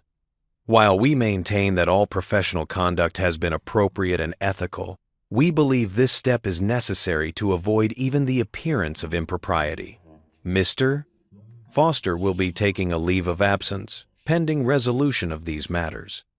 Reading between the lines, they couldn't fire him without admitting there was something to fire him for, but they also couldn't keep him on the case, so they were benching him. Saving face, while covering their asses. Marcus called with an update. Jennifer wants to reschedule your deposition. Says they need time to reassess their strategy, given recent developments. Translation? They're scrambling. The Blake situation has thrown their whole case into chaos. They can't use him as a consultant anymore.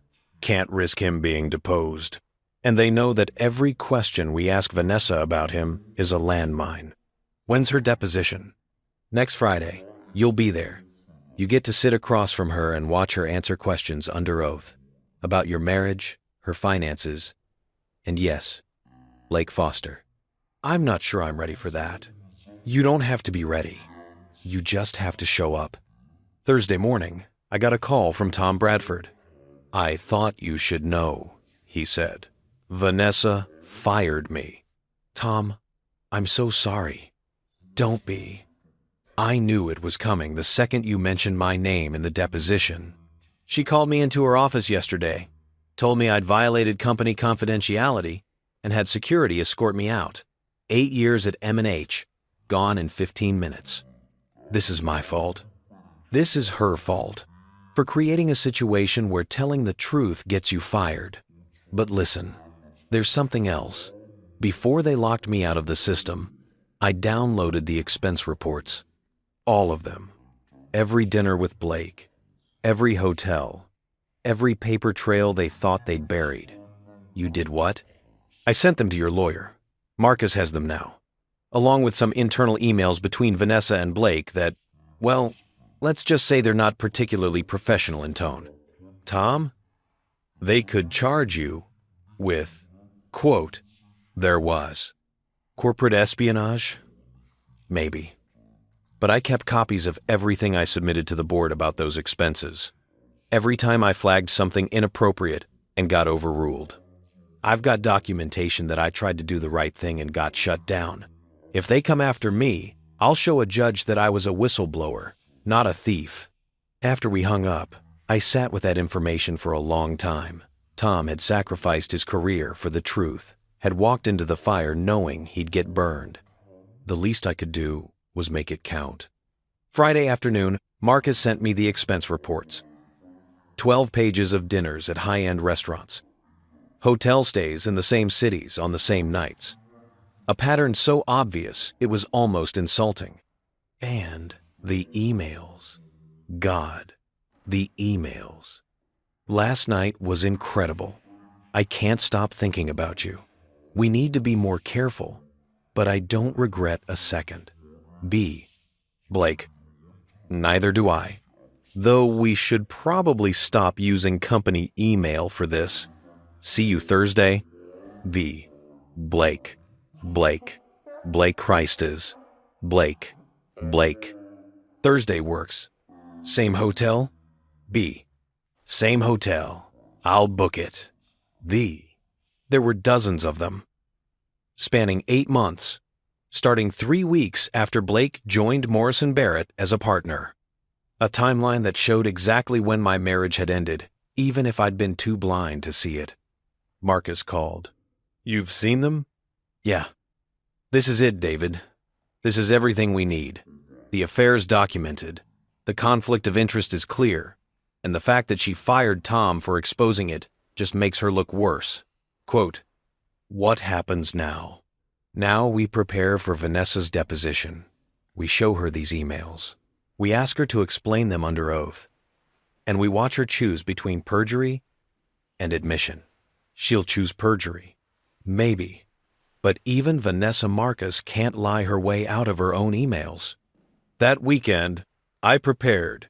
Read through every email, every expense report, every piece of evidence that proved what I already knew.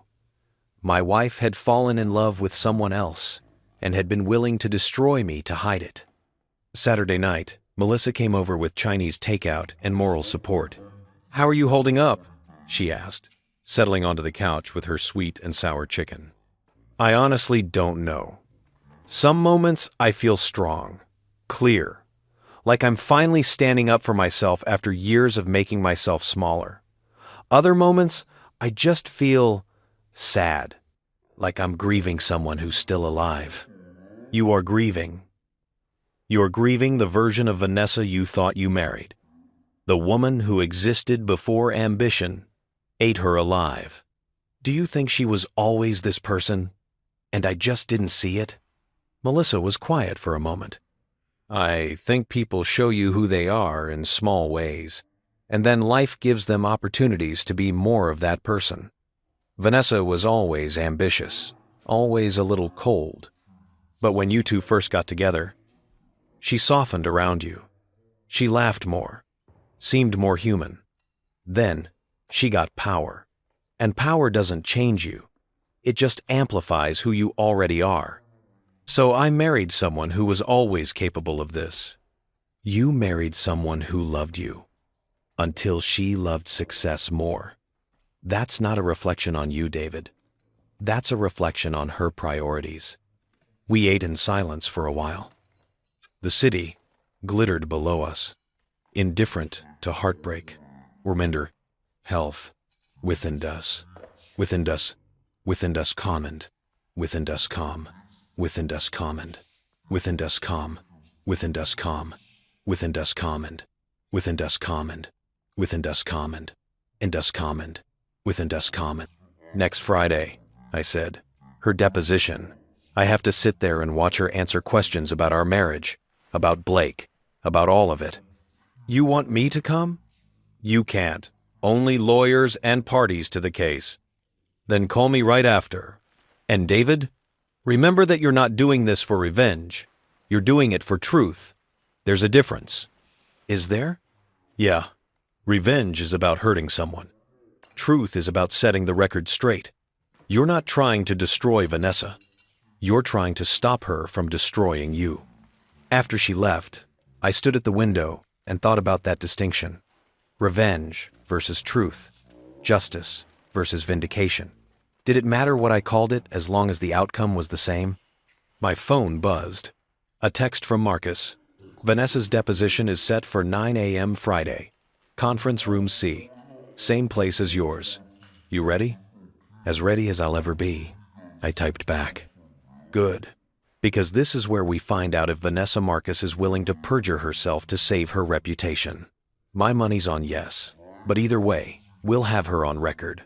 I looked around the penthouse, at the life I'd built with someone who'd decided I was expendable in 6 days. I'd sit across from my wife and listen to her testify about why I wasn't worth keeping. The rain started again around midnight. I stood at the window and watched it fall, thinking about how water reveals the truth of things, how it shows you what's solid and what's just illusion. 6 more days, then the truth would come out. All of it. Friday morning arrived with fog. Thick and gray, the kind that made Manhattan look like a city suspended in limbo. I stood at the window with coffee I couldn't drink and watched the buildings disappear into white nothing. Thought about how appropriate it was, this erasure of certainty, this blurring of what was real and what was illusion. In 2 hours, I'd sit across from Vanessa and listen to her testify about our marriage. Marcus picked me up at 8:30. We rode to Midtown in silence, both of us understanding that some moments don't need commentary. The city moved around us, people rushing to jobs, to lives, to problems that probably seemed enormous to them but would be forgotten by lunch. "You okay?" Marcus asked as we pulled up to Morrison Barrett's building.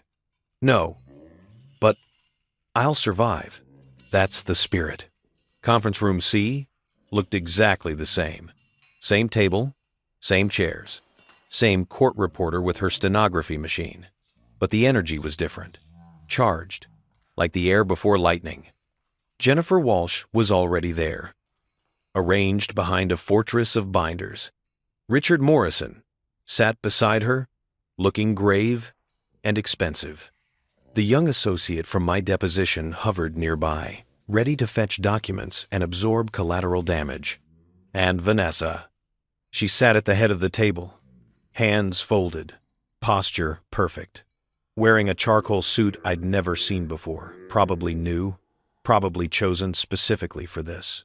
Her hair was pulled back. No jewelry except her wedding ring. She was still wearing her wedding ring. I don't know why that detail hit me so hard. Maybe because it was such a perfect piece of theater. The wronged wife, still clinging to the symbol of a marriage her gold-digger husband had exploited. The optics were flawless. Our eyes met for a fraction of a second.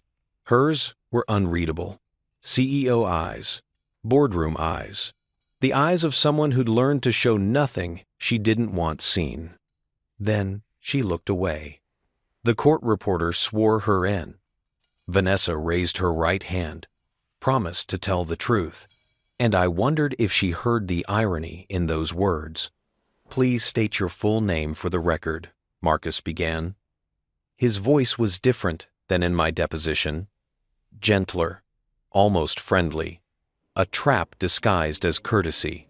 "Vanessa Elizabeth Marcus. And your current occupation?"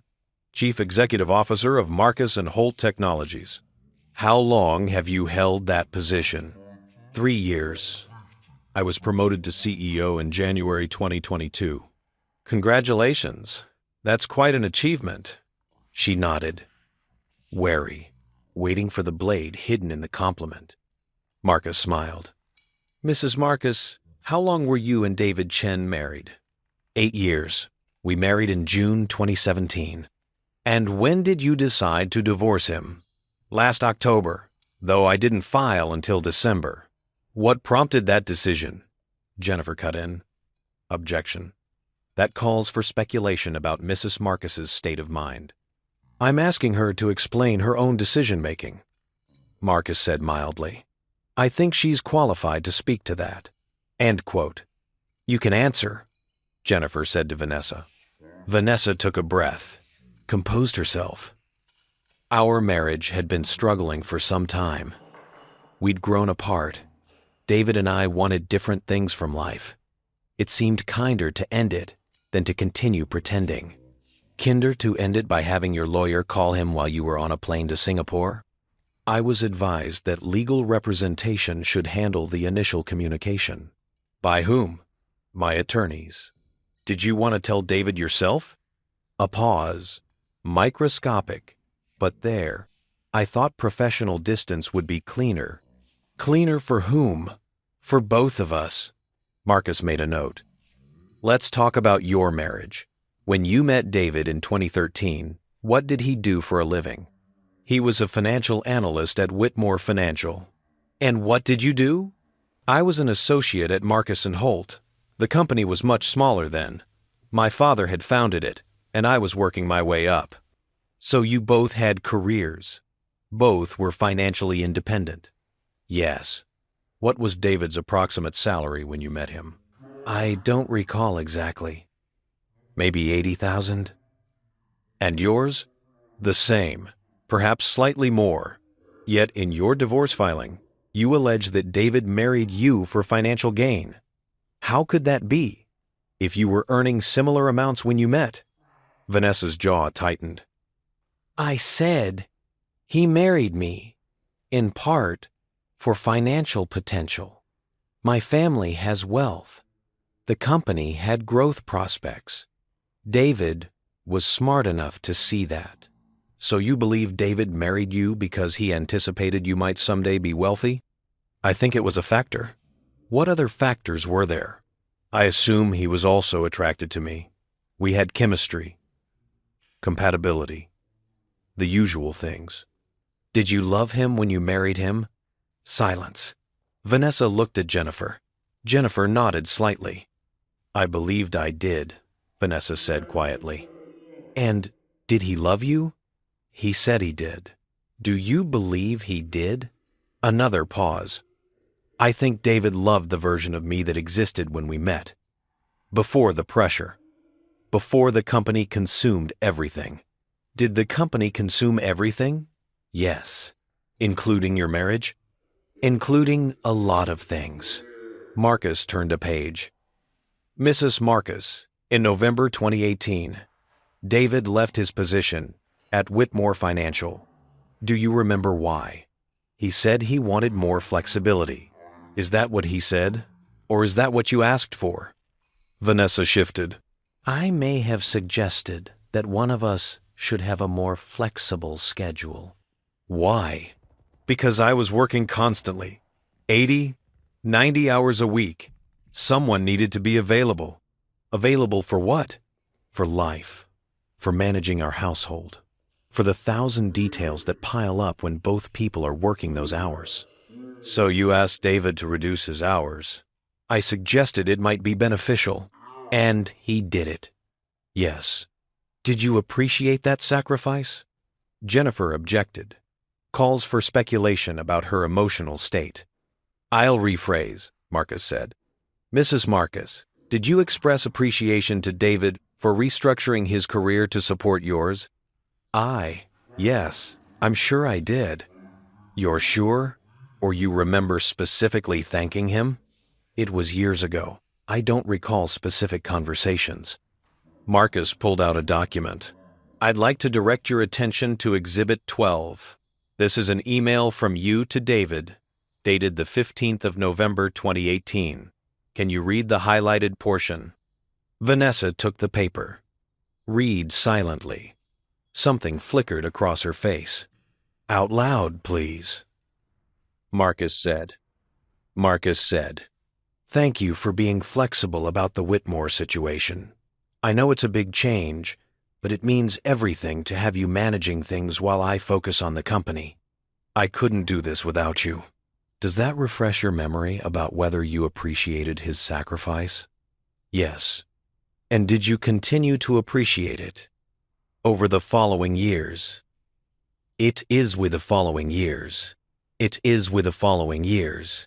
By it is with the following. And quoting / Masquez. With the following years. And quoting / with the following. With the following years. I appreciated having a partner who understood my work demands. Even as your income grew exponentially and his income, while substantial, remained relatively stable? His income was his choice. Was it? Or was it the consequence of a choice you asked him to make? He could have worked more if he wanted to. Could he? When you needed him available? When you asked him to manage your life together? Vanessa's composure was cracking. Just slightly. A hairline fracture in marble. David was free to make his own choices about his career, she said. While living in a penthouse you purchased, driving a car worth a third of yours, existing in a life funded primarily by your income, he contributed his share. How much would you estimate David contributed to household expenses over your 8-year marriage? I don't have exact figures. Marcus pulled out another document. Let me help.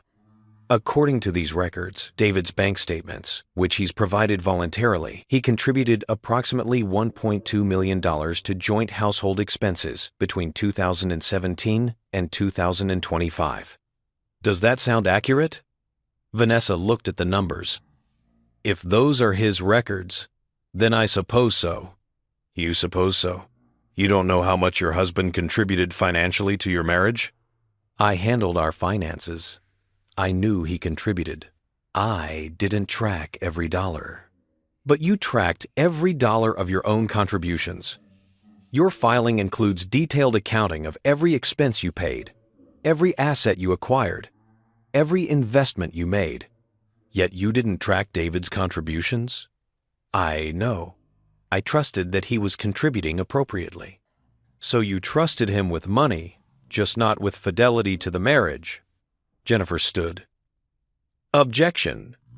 Counsel is badgering the witness. I'm establishing a pattern of selective accounting, Marcus said. Mrs. Marcus meticulously documented her own financial contributions while ignoring her husband's. That speaks to intent. The intent to manage household finances effectively. Jennifer shot back. Or the intent to later claim he contributed nothing. The room was electric. Vanessa's hands were no longer folded. They gripped the edge of the table. Marcus let the silence breathe for a moment. Then, Mrs. Marcus, do you know a man named Blake Foster? Time stopped. I watched Vanessa's face, saw the micro-expressions flash across it. Surprise, fear, calculation.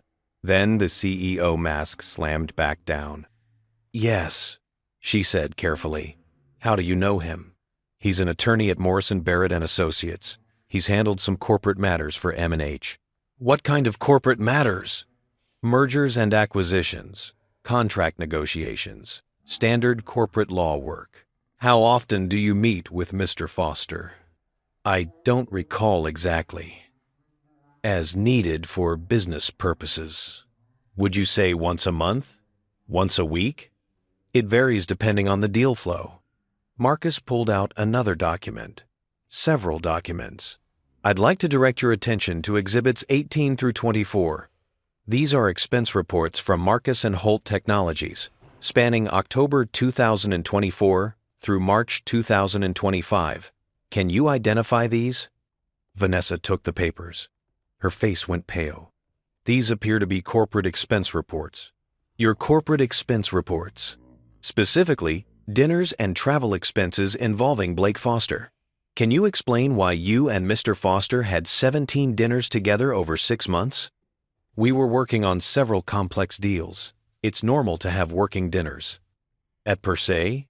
At 11 Madison Park? At Jean-Georges? These are romantic restaurants. Mrs. Marcus, not exactly conference rooms. We discussed business in pleasant settings. That's not unusual. What about the hotels? The Four Seasons in Boston, the Ritz-Carlton in Chicago, the St. Regis in Los Angeles. You and Mr. Foster stayed at the same hotels on the same nights on 6 different occasions. Were those working trips? We were both traveling for business. It's coincidence that we stayed at the same hotels. You every day. Well, we were both traveling for business. Coincidence, even though the hotel rooms were booked through your assistant and charged to your corporate card? Vanessa's hands were shaking now. Barely, but visible. I don't recall the booking details. Let me refresh your memory. Marcus pulled out more papers. These are emails between you and Blake Foster, obtained legally through a whistleblower disclosure. Would you like me to read them? Or would you prefer to do it yourself? Jennifer stood again. Where did you get those? From a former employee of Marcus and Holt who believed the company was being used to facilitate an extramarital affair.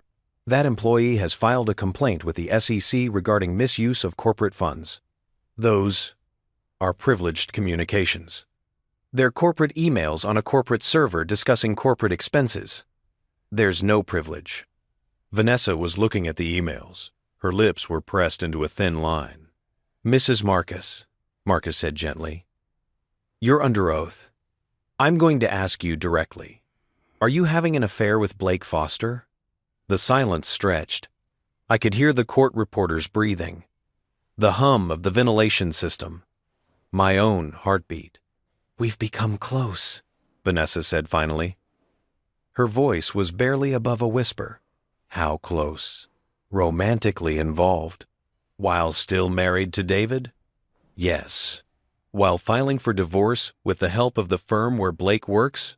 Blake isn't working on the divorce, but he's consulted with Jennifer Walsh about strategy, about how to approach David's finances, about how to paint David as a gold digger. Hasn't he? Vanessa looked at Jennifer. Jennifer's face was stone. He may have offered informal advice, Vanessa said. Informal advice from your boyfriend about how to divorce your husband, and you don't see a conflict of interest? Blake and I didn't start. Our relationship didn't become romantic until after I decided to divorce David. When exactly did it become romantic? I don't remember the exact date. Was it before or after October 2024? I'm not sure. Let me show you this email, the 23rd of October, 2024, from Blake to you.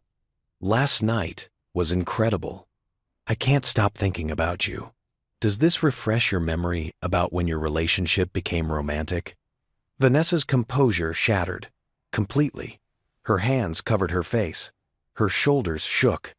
I didn't mean for it to happen, she said. I was lonely. David and I had been distant for so long. Blake was there, and he understood the pressure, and I made a mistake. A mistake you continued making for 6 months while divorcing your husband and claiming he was a gold digger? She looked up. Her eyes were red.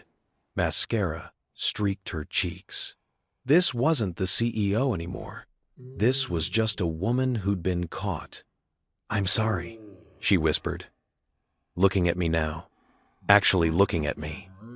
David, I'm so sorry. I said nothing. What was there to say? Marcus continued relentless. Mrs. Marcus, did you fire Tom Bradford for exposing your affair? I fired him for violating confidentiality. By telling the truth about how you were misusing company funds? By sharing privileged information. Information about criminal activity isn't privileged, and using corporate funds for personal romantic expenses is fraud.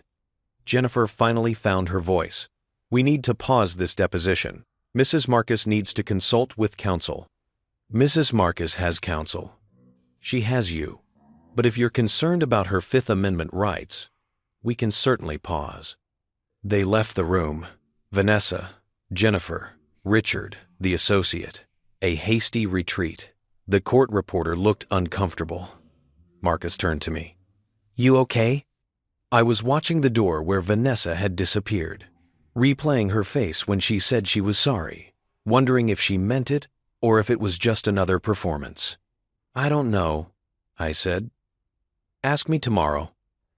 They came back 20 minutes later. Vanessa had fixed her makeup, recomposed herself, but something was different. The armor was dented. Mrs. Marcus is prepared to continue, Jennifer said. But Marcus was done. He'd gotten what we needed, the admission, the affair, the conflict, all of it on the record. No further questions, he said. We left Morrison Barrett and walked out into afternoon sunlight. The fog had burned off. The city was sharp and clear and real again. "What happens now?" I asked. "Now we wait for the judge to review the transcript. We file a motion to disqualify Morrison Barrett based on conflict of interest.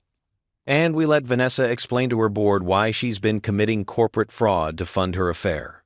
Will she lose her job? Probably not. The board might issue a reprimand, maybe a fine, but CEOs like Vanessa don't get fired for affairs. They get golden parachutes and book deals. So she wins, anyway." "No." Marcus stopped walking, looked at me.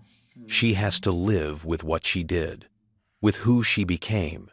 That's not winning, David. That's just surviving." That night, alone in the penthouse, I got a text from Vanessa. I meant what I said. I'm sorry for all of it. I stared at the message for a long time.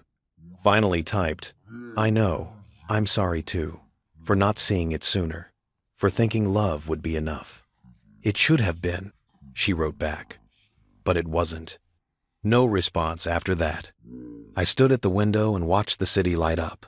Thought about how truth doesn't set you free. It just shows you the cage you've been living in. But at least now I could see the bars. At least now I knew the way out. The media storm lasted exactly 11 days.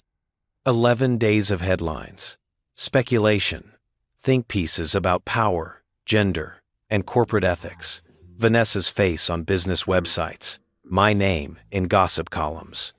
The CEO and the spurned husband, our marriage dissected by strangers with opinions and internet connections. I stopped reading after day 3. Marcus called it a feeding frenzy, said the combination of a female CEO, an affair, and corporate fraud allegations was media catnip. Said we should expect it to get worse before it got better.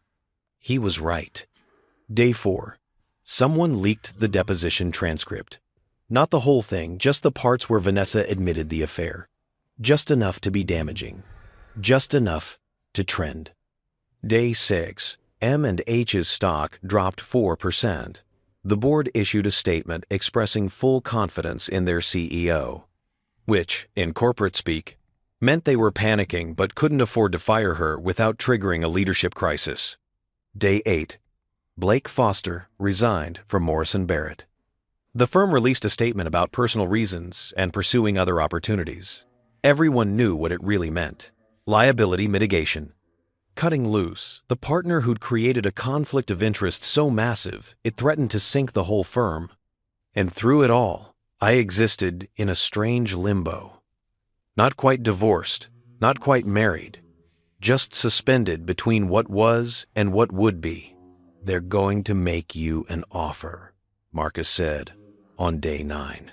We were in his office reviewing discovery documents that had multiplied like cancer cells. Vanessa's team is getting desperate. The longer this drags out, the worse it looks for her. What kind of offer? The kind that makes this go away. Quietly. Quickly. With enough money to make you forget you ever had principles. He was right about that, too. The call came on day 10. Jennifer Walsh, her voice carefully neutral. Professional courtesy, she called it. Again, "David, I think we should talk about settlement." "We tried that already." I said no. That was before the deposition, before things became complicated. "I'd like to extend a revised offer on behalf of Mrs. Marcus." "I'm listening." $2 million. The Hamptons house, fully paid. The Audi, and a structured payout of an additional $500,000 over 3 years. In exchange, you sign a comprehensive NDA covering all aspects of the marriage, the divorce, and any related matters. I did the math in my head. $2.5 million total, plus a house worth another $1 million. $3.5 million to disappear. "That's a lot of money," I said. "It is. More than fair, considering the prenup terms." "And the NDA? What exactly would it cover?" "You wouldn't be able to discuss the marriage publicly. No interviews. No books. No social media posts about Mrs. Marcus or the circumstances of the divorce." "You'd be bound to silence in perpetuity." "So I take the money and pretend the last 8 years didn't happen. You take the money and move on with your life. Build a new future. Isn't that what you want? I thought about that. What did I want? A week ago, I would have said justice, truth, recognition of my worth. But sitting there in Marcus's office, surrounded by evidence of my wife's betrayal, I wasn't sure anymore. I need to think about it, I said. Of course. But David, this offer expires in 72 hours. After that, we go to court, and court is unpredictable for both of you. After I hung up, Marcus leaned back in his chair. So, what are you thinking? I'm thinking $3.5 million is a lot of money to refuse. It is. And I'm thinking that maybe this isn't about money. Maybe it never was. What's it about then? I looked out his window, at the city stretching toward the horizon, at the lives being lived in those buildings, people with their own problems, their own betrayals, their own choices about whether to fight or surrender. It's about whether I let her erase me, I said, whether I disappear quietly so she can keep her reputation intact, whether I'm worth more than what she's willing to pay to shut me up. And I think I'd rather go to court. Marcus smiled, the shark smile. I was hoping you'd say that.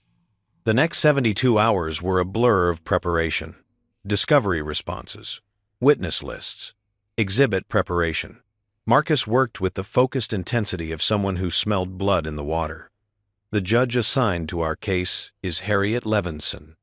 He told me, 20 years on the bench, known for being no-nonsense and deeply skeptical of prenup enforcement in cases where there's evidence of financial coercion or misrepresentation. Is that good for us? It's very good for us, especially since we can show that Vanessa asked you to reduce your working hours, then tried to use that reduction against you. Judge Levinson doesn't like spouses who game the system. On day 11, I got a text from Vanessa, the first since our brief exchange after her deposition. Please reconsider the settlement offer. Going to court helps neither of us. I stared at it for a long time. Thought about all the texts we'd exchanged over 8 years. I love you, and thinking of you, and can't wait to see you. Thousands of messages that used to mean something. Now, reduced to this, a plea to accept money and stay quiet. I'll see you in court, I typed back. The response came immediately. This is a mistake. For both of us. Maybe. But it's my mistake to make. No response after that. The settlement offer expired on a Wednesday. Marcus called Jennifer Walsh at exactly 5:01 p.m. to inform her that we were declining. See you in court then? Jennifer said. She didn't sound surprised. The hearing was scheduled for the following Monday, 9 a.m. Part 11, New York County Supreme Court. Judge Harriet Levinson presiding. I spent the weekend in a fog. Melissa came over on Saturday with takeout and moral support. You're really doing this, she said, watching me review my notes for what felt like the 100th time. I'm really doing this. How do you feel? Terrified, angry, vindicated, all of it at once. That's normal. You're about to sit in a courtroom and watch your marriage become public record. It already is public record. The tabloids saw to that. This is different. This is official, legal, permanent. She paused. Are you sure you're ready? I thought about that. Was I ready? To sit across from Vanessa in a courtroom? To hear her lawyer argue that I was worthless? To defend my contribution to a marriage that had ended in betrayal? No, I said honestly. But I'm doing it anyway. Sunday night, I couldn't sleep. Lay in bed, staring at the ceiling, running through everything that could go wrong. What if the judge sided with Vanessa? What if the prenup held and I walked away with nothing? What if I'd turned down $3.5 million for nothing but the satisfaction of saying I tried? Around 2 a.m., my phone buzzed. A text from an unknown number. David, this is Blake Foster. I know you don't want to hear from me, but I need to say this. Vanessa is panicking. She's going to come at you hard tomorrow. Her lawyers are going to paint you as opportunistic, lazy, vindictive. They're going to try to destroy your credibility. Please be prepared for how ugly this might get. I stared at the message. Blake Foster, the man who'd been sleeping with my wife, warning me about what was coming. The absurdity was almost funny. Why are you telling me this? I typed back. 3 dots. Then, because I feel guilty. Because what we did was wrong. Because you deserve to know what you're walking into. A little late for guilt, don't you think? Yeah, it is. But for what it's worth, Vanessa never stopped talking about you. Even when we were together, she'd reference things you said, ways you thought, moments from your marriage. I don't think she ever stopped loving you. She just loved success more. I didn't respond. What was there to say? That his observation didn't make it hurt less? That knowing Vanessa still loved me in some broken, compartmentalized way just made the betrayal worse? I turned off my phone and tried to sleep. Monday morning arrived gray and cold. March in New York. Caught between winter and spring. Unable to commit to either. I dressed carefully. Navy suit, white shirt, simple tie. Marcus's advice. Look professional, but not ostentatious. You're a successful consultant, not a peacock. Marcus picked me up at 7:30. We rode to the courthouse in silence, both of us mentally preparing for what was coming. The New York County Supreme Court building was all granite and gravitas, built in an era when architecture was meant to intimidate. We passed through security, rode the elevator to Part 11, found seats on the hard wooden benches outside the courtroom. Vanessa arrived at 8:45, flanked by Jennifer Walsh and Richard Morrison. She looked every inch the CEO. Designer suit, perfect posture, the mask firmly in place. Our eyes met for a fraction of a second before she looked away. Blake wasn't there, probably advised to stay away, probably watching from somewhere, guilt and self-interest warring in his corporate lawyer brain. At exactly 9 a.m., the bailiff called us in. All rise. The Honorable Harriet Levinson presiding. Judge Levinson was in her early 60s, with silver hair and reading glasses that she peered over like a disappointed librarian. She took her seat, surveyed the courtroom, and got straight to business. Counsel, this is Marcus versus Marcus. Case number, she referenced her notes. The divorce proceedings between Vanessa Marcus and David Chen. I've reviewed the filings, the depositions, and the rather extensive media coverage. Let me be clear. I don't care about tabloid drama. I care about facts, law, and equitable outcomes. Are we clear? Yes, Your Honor. Both legal teams said in unison. Good. Miss Walsh, you're petitioning for enforcement of the prenuptial agreement and dissolution with no spousal support. Mr. Webb, you're countering with a claim for equitable distribution of marital assets. Is that accurate? Yes, Your Honor, Marcus said. Then let's begin. Miss Walsh, make your case. Jennifer stood, smoothed her suit, launched into her opening. Your Honor, this case is straightforward. Mrs. Marcus and Mr. Chen entered into a valid prenuptial agreement that clearly delineates separate property. Mrs. Marcus has built a billion-dollar company through her own talent, effort, and vision. Mr. Chen, while employed, has contributed minimally to the marital estate and now seeks to capitalize on his wife's success through... Objection, Marcus interrupted. Counsel is characterizing facts, not in evidence. Sustained. Miss Walsh, stick to what you can prove. Jennifer nodded, recalibrated. Your Honor, the evidence will show that Mr. Chen reduced his working hours shortly after Mrs. Marcus's career advancement, that his income remained relatively modest compared to hers, and that he has lived a lifestyle funded primarily by her earnings. The prenup is clear. Separate property remains separate. We ask that you enforce it. Mr. Webb? Marcus stood. His opening was different, quieter, more personal. Your Honor, this case is about a man who loved his wife, who supported her dreams at the expense of his own career advancement, who was asked to be flexible, to be available, to manage their life together so she could build her empire. And now, after 8 years of partnership, she wants to claim he contributed nothing. He paused. Let that sink in.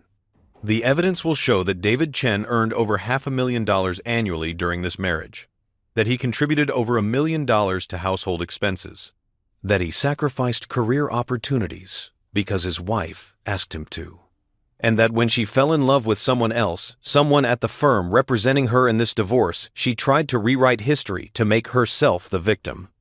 Judge Levinson made a note. I've read the deposition transcripts. The affair allegations are concerning, particularly the conflict of interest issues. Miss Walsh, does your firm have a response to the allegations that Mr. Blake Foster consulted on this case while involved with Mrs. Marcus? Jennifer stood again. Your Honor, Mr. Foster has resigned from our firm and had no official role in this matter. Any consultations were informal and did not rise to the level of representation. Informal consultations with your client's boyfriend about how to divorce her husband? That doesn't concern you? Mr. Foster's relationship with Mrs. Marcus began after the decision to divorce was made, according to Mrs. Marcus's testimony under oath, which was contradicted by email evidence showing the relationship began several months earlier. Mrs. Ever. Walsh, I'm deeply troubled by the ethics of this situation. The courtroom was silent. I watched Vanessa's face, saw the crack in her composure. Judge Levinson continued, but that's a matter for the Bar Association, not this court. What I care about is the financial picture. Miss Walsh, you've argued that Mr. Find Chen contributed minimally to the marriage. What's your evidence for that? His income, Your Honor, while substantial for an average person, it pales in comparison to Mrs. Marcus's earnings. She made $30 million last year alone. And Mr. Chen made? Jennifer consulted her notes. Hesitated. Approximately $550,000. Judge Levinson looked up, removed her glasses. I'm sorry, did you say $550,000? Yes, Your Honor. So your position is that an annual income of $550,000 constitutes gold digging? The courtroom seemed to tilt. I watched it happen in slow motion. Vanessa's face going pale, Jennifer's careful composure cracking, Marcus trying not to smile. Your Honor, in the context of Mrs. Marcus's income, Miss Walsh, I grew up in Queens. My father was a bus driver. My mother was a nurse.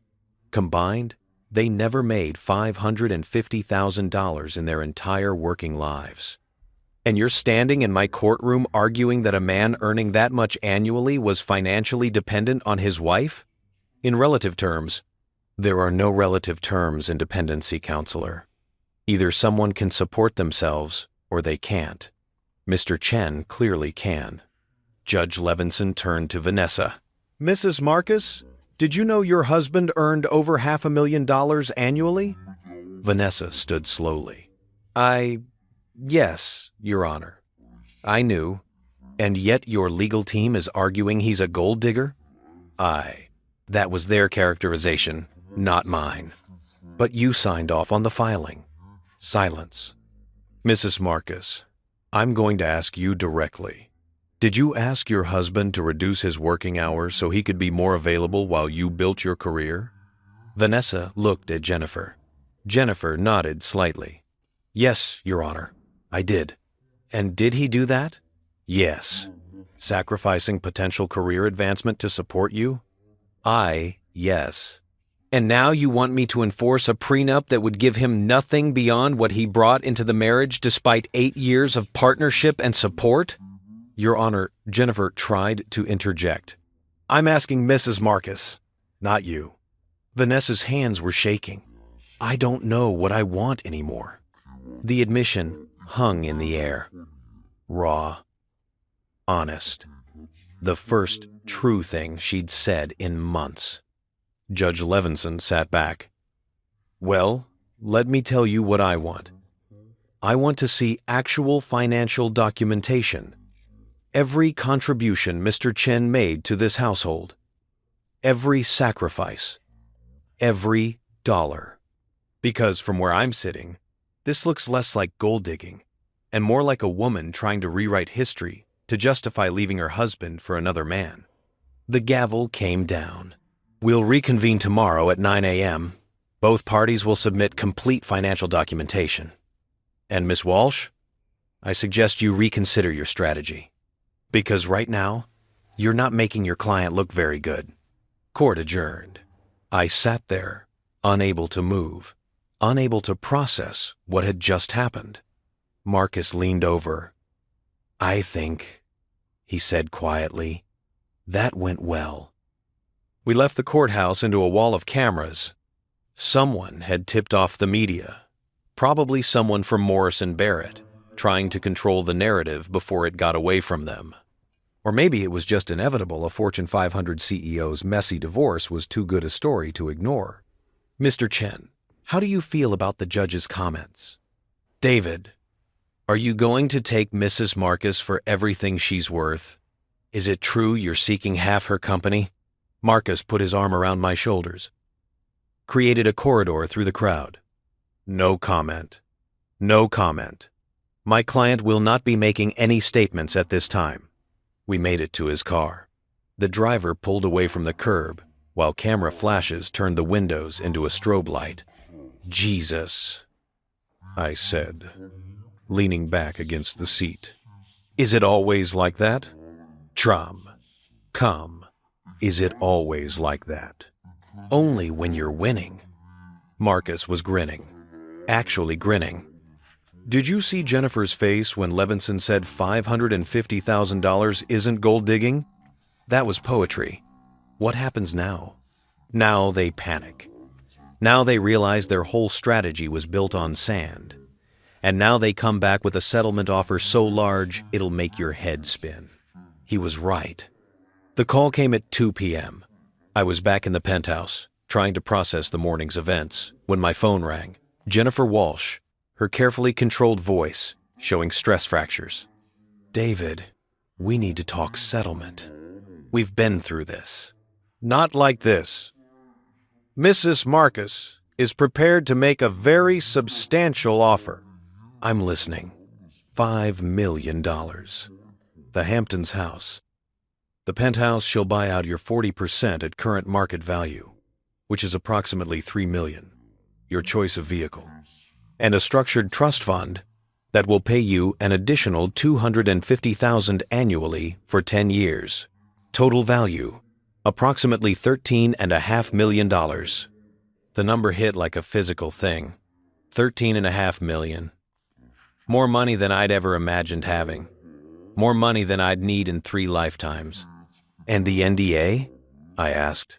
Comprehensive, covering all aspects of the marriage, the divorce, and any related matters.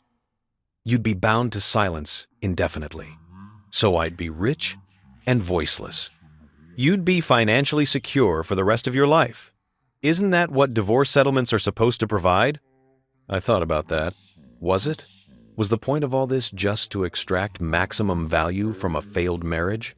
To turn love into currency and walk away with a good exchange rate? I need to consult with my attorney, I said. Of course. But David, this offer expires at 5 p.m. tomorrow.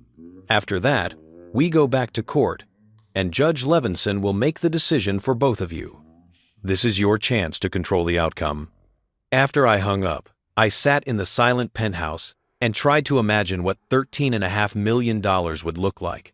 A house somewhere quiet, maybe upstate, or Vermont. Somewhere I could disappear and rebuild a life that had nothing to do with Vanessa Marcus or Fortune 500 companies or betrayal. It sounded nice. It sounded like surrender. My phone rang again. Not Jennifer this time. Vanessa. I almost didn't answer, but something, curiosity, masochism, the muscle memory of 8 years, made me pick up. Did Jennifer call you? Her voice was different, smaller, the CEO mask completely gone, discompletely gone. End quote. Discompletely gone. Discompletely gone. She did. Are you going to take it? I don't know yet. Silence. Then, can we meet? Just the two of us. No lawyers. No cameras. Just us. I'm not sure that's a good idea. Please, David. There are things I need to say. Things that shouldn't be said through attorneys or in depositions. Just give me an hour. Against my better judgment, I said yes. We met at the Hamptons house. Neutral territory, or as neutral as $1 million beach property could be. I drove out alone, arriving just before sunset. The house looked exactly as I remembered, all windows and weathered wood, perched on a bluff overlooking the Atlantic. Vanessa's Range Rover was already there. I found her on the deck, wrapped in a blanket, watching the waves. She looked smaller somehow, diminished. Not the CEO who commanded boardrooms, but just a woman sitting alone at the edge of the ocean. Thanks for coming, she said without turning around. I sat in the chair beside her, close enough to talk, far enough to maintain distance. You said you had things to say. I did. I do. She pulled the blanket tighter. I've been thinking about what Judge Levinson said, about the $550,000, about how I called you a gold digger when you were earning more than most people ever will. You didn't call me that. Your lawyers did. You know Incommon Tected Apsody. You know Incommon. You know Incommon. You know Incommon Tected Epsody. I signed off on it. I let them characterize you that way because it was easier than admitting the truth. Which is, she looked at me then. Her eyes were red, no makeup to hide the evidence of crying. That I was the one who failed, not you. That I asked you to sacrifice your career and then resented you for doing it. That I fell in love with success and forgot what it felt like to be in love with a person. She paused. That I destroyed the best thing in my life because I was too ambitious to know when I had enough. The waves crashed below us. The sun was setting, painting the sky in oranges and purples that no photograph could capture. Why Blake? I asked. Of all people, your lawyer's colleague, someone who could help you divorce me. Why him? Because he was safe. Because he understood my world in a way you never could. Because... She stopped. Started again. Because he didn't know me when I was nobody. He only knew the CEO, the success. He didn't have memories of me being scared or vulnerable or anything less than powerful. And that was appealing? It was easier. With you, I always felt like I was performing, trying to live up to the version of myself you fell in love with. The woman who laughed at paradigm shifts and ate dive bar food and admitted when she was scared. With Blake, I could just be the CEO. No pretense, no history. No failure to measure up to who I used to be. I absorbed that. The idea that I'd made her feel inadequate by loving who she was before success consumed her.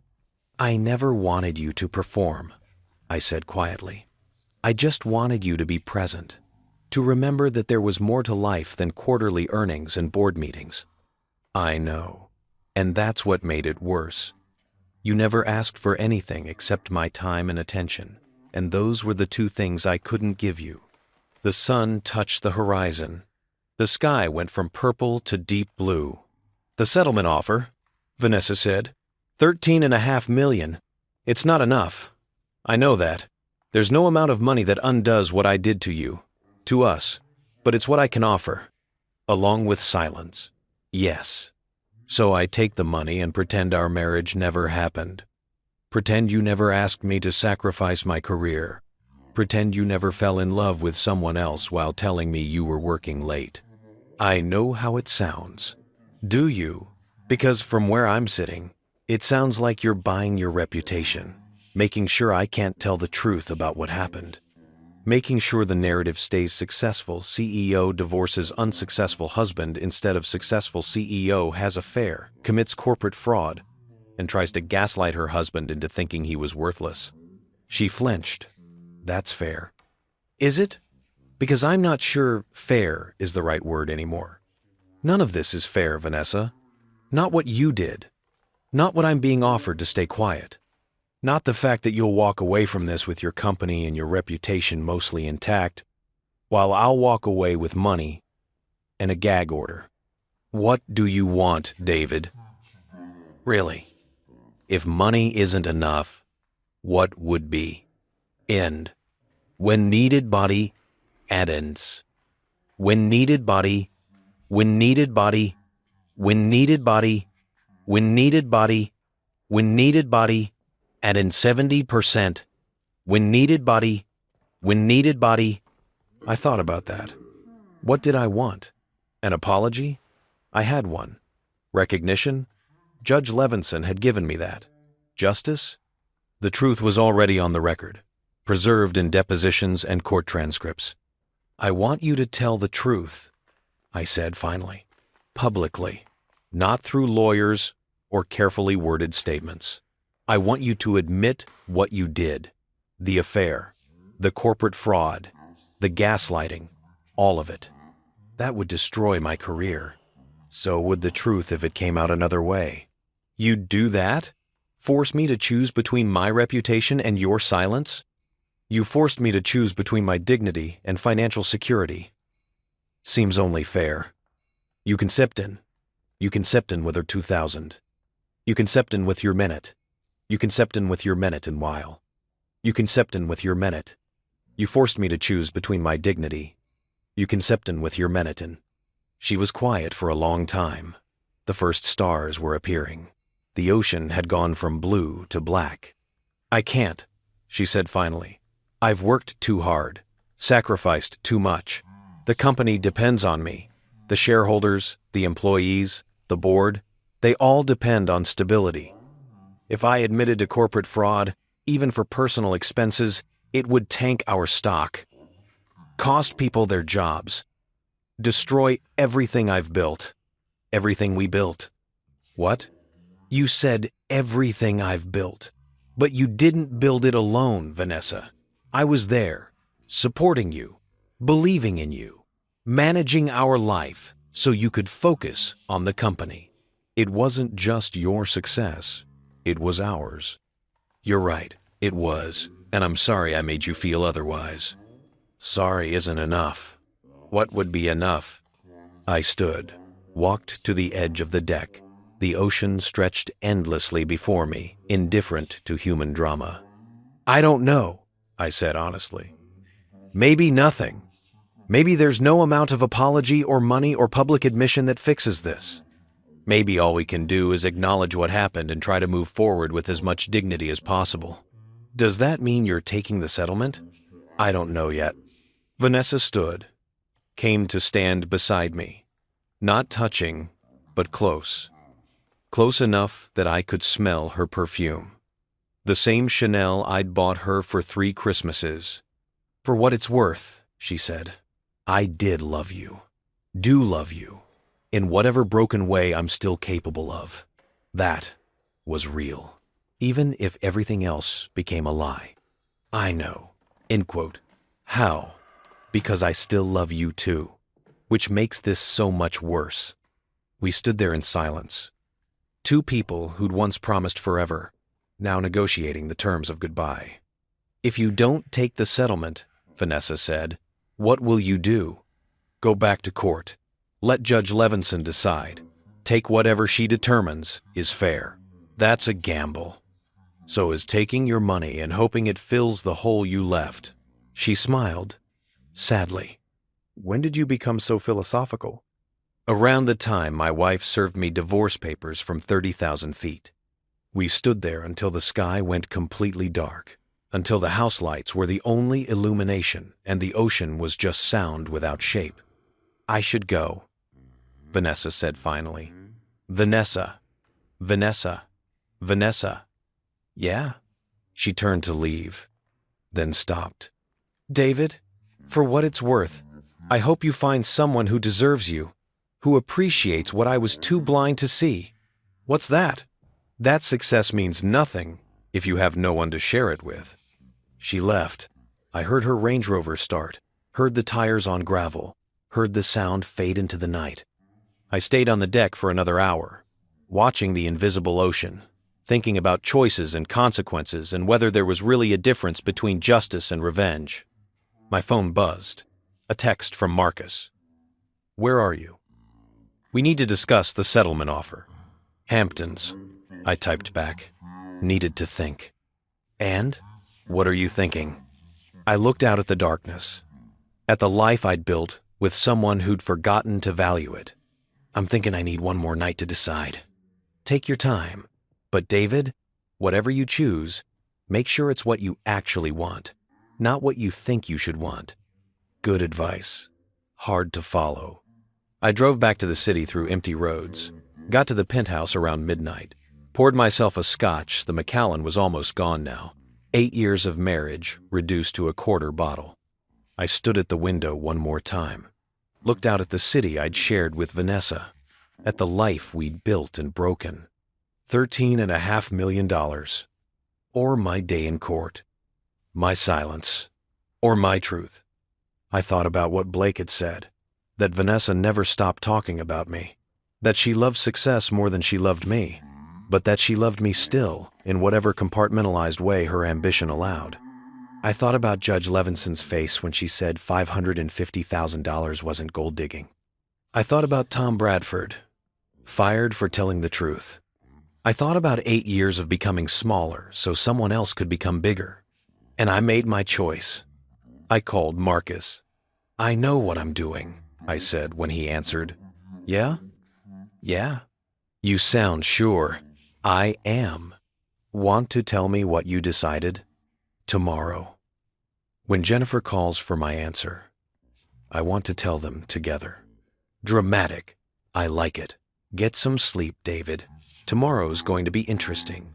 I hung up, finished my scotch, went to bed in a penthouse that had never felt like home.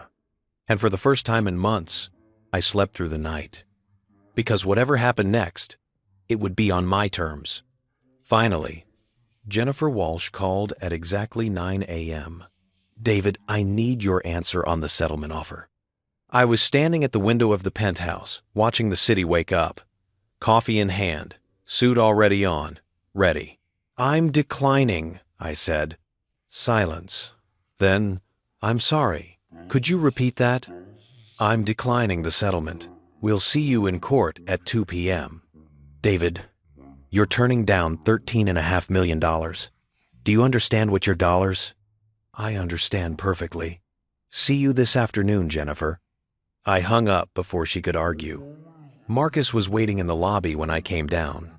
He took one look at my face and nodded. You're sure about this? Completely. Good. Because I've prepared something special for today. Judge Levinson asked for complete financial documentation. So I've prepared complete financial documentation. He handed me a folder. I opened it. Inside were spreadsheets, timelines, bank statements. Every contribution I'd made to our marriage over 8 years, documented and cross-referenced and annotated with the precision of a forensic accountant. But there was something else. Something I hadn't seen before. What's this? I asked, pointing to a section labeled Opportunity Cost Analysis. That, Marcus said with a smile, is what you would have earned if you'd stayed at Whitmore Financial and continued climbing the corporate ladder. I had an economist run the numbers. Conservative estimates, accounting for promotions you likely would have received, bonuses, stock options, over 8 years. I scanned the numbers, felt my breath catch. $4.2 million.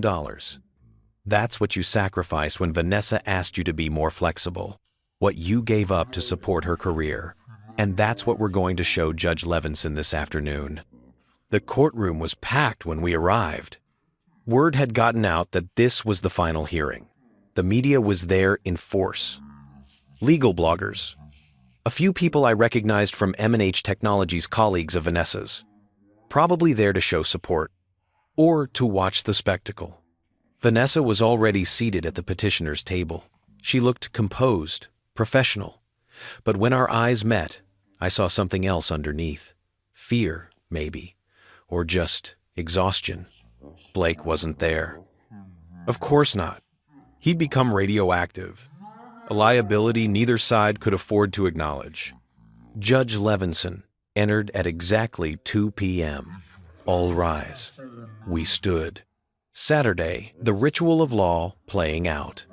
Counsel, Judge Levinson began, settling her glasses on her nose. I've reviewed the financial documentation submitted by both parties. I've also reviewed the deposition transcripts, the expense reports provided by Whistleblower Disclosure, and approximately 47 news articles about this case that my clerk helpfully compiled for me. A ripple of laughter, quickly suppressed. Let me be clear about something, the judge continued. I don't make decisions based on public opinion or media coverage. I make them based on law, equity, and what I can verify through evidence. So let's talk about evidence. She pulled out a document, my financial summary. Mr. Chen, according to your submitted documentation, you earned approximately $553,000 in 2024, correct? Yes, Your Honor. And similar amounts in the preceding years? Yes, Your Honor. Averaging around $500,000 to $550,000 annually since 2020. Yet Mrs. Marcus's filing characterized you as financially dependent. Ms. Walsh, can you explain that characterization? Jennifer stood. Your Honor, Mr. Chen's income, while substantial, represented approximately 2% of Mrs. Marcus's total earnings. In that context, Ms. Walsh, I'm going to stop you right there. 2% of $30 million is still $600,000. That's not dependency. That's disparity. There's a difference. Your Honor, the prenuptial agreement clearly states, I've read the prenup. I've also read Mr. Webb's analysis of opportunity cost. Mr. Chen, is it true that you were on track for a vice president position at Whitmore Financial when you left? Yes, Your Honor. I'd been told I was being considered for promotion. And what would that position have paid? Marcus stood. Your Honor, we've submitted an expert analysis based on industry standards and Mr. Chen's trajectory. He would likely be earning approximately $800,000 to $1.2 million annually by now, plus equity and bonuses.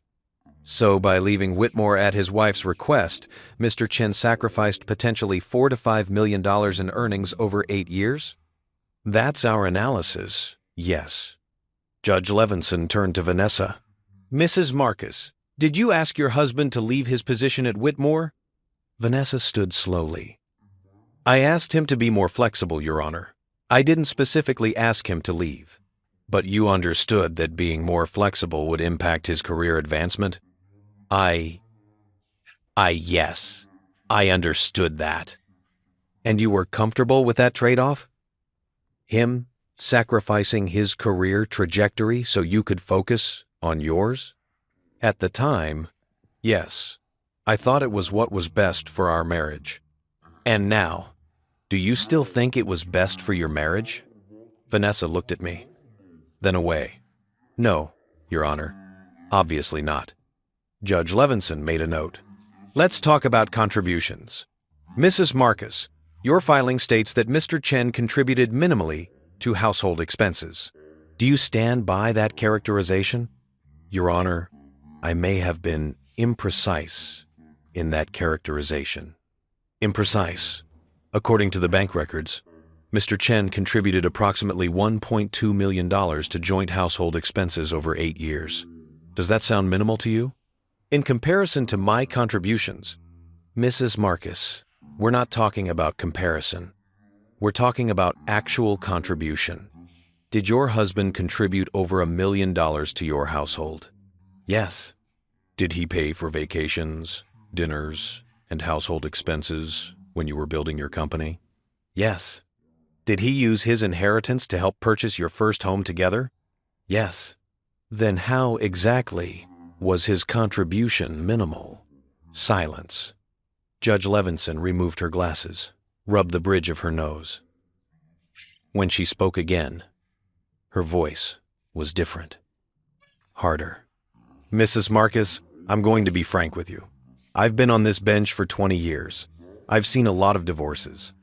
A lot of people trying to rewrite history to make themselves look better. But this case is particularly egregious. She picked up another document, the expense reports.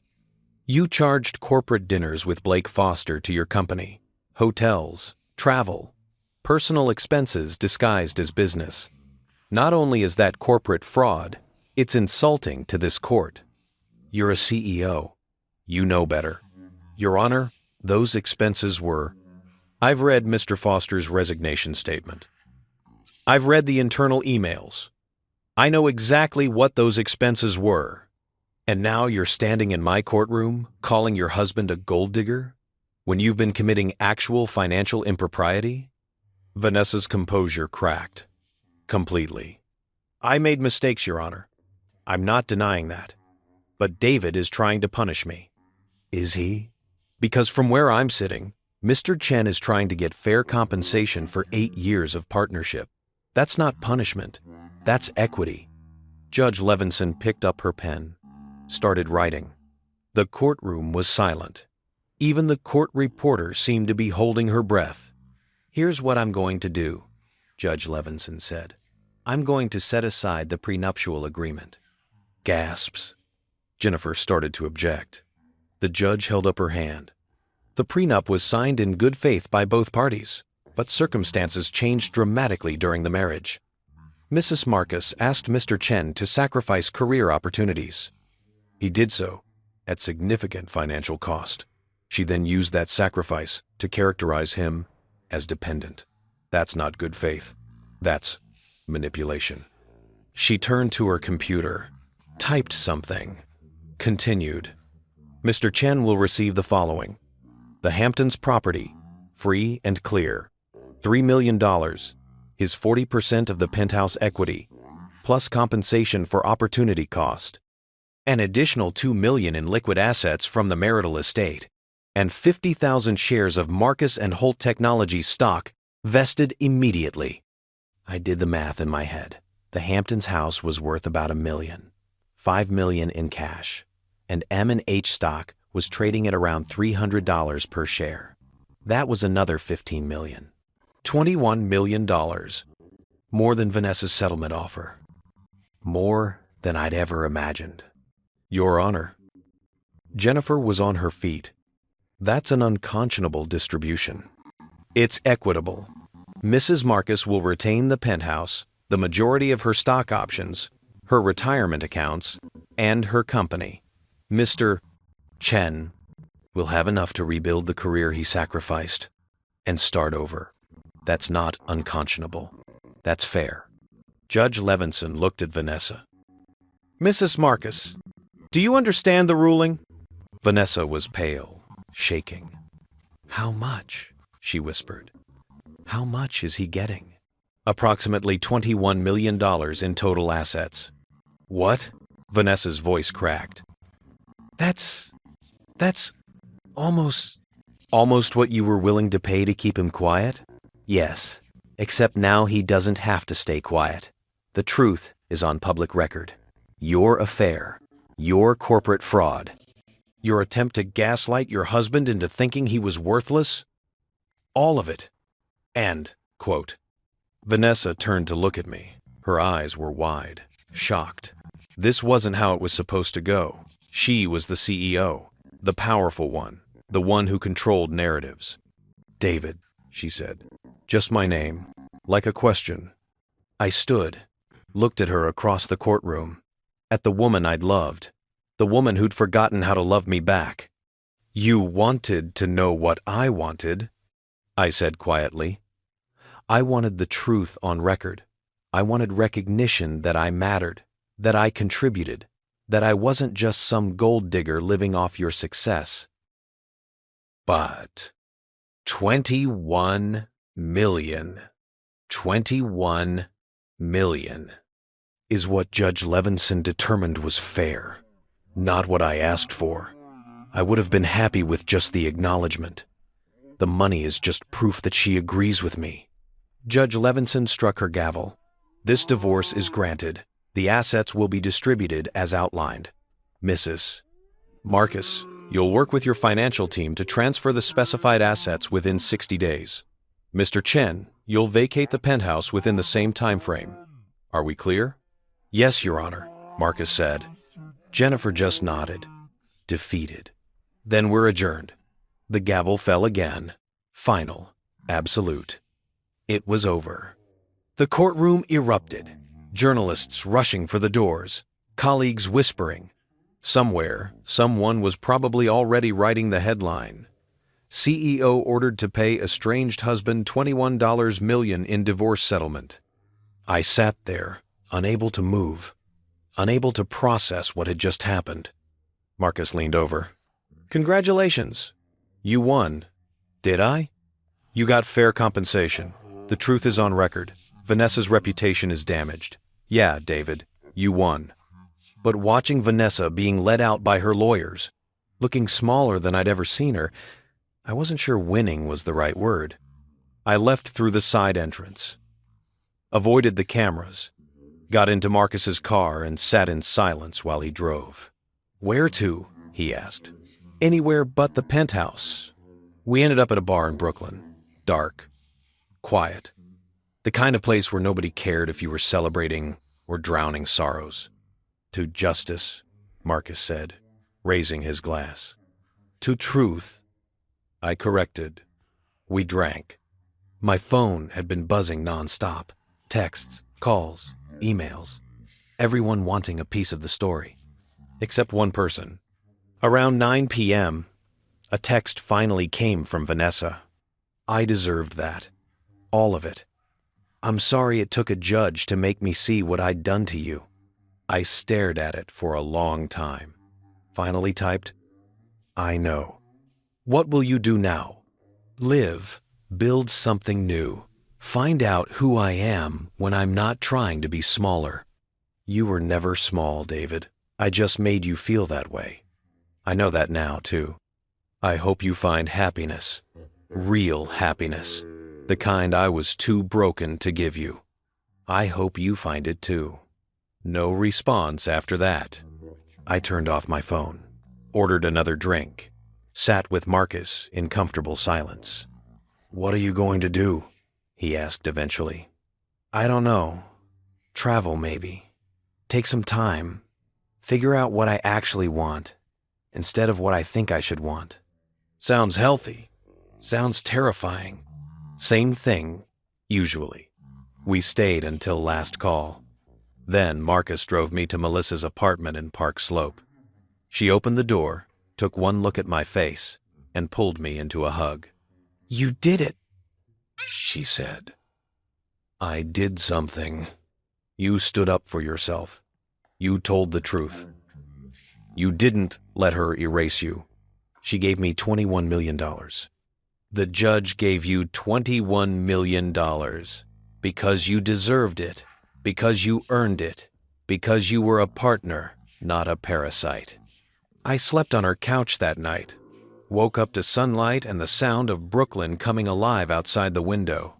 My phone had 47 missed calls, 12 voicemails, too many texts to count, and one email from Tom Bradford. David, saw the news. Congratulations, you did the right thing.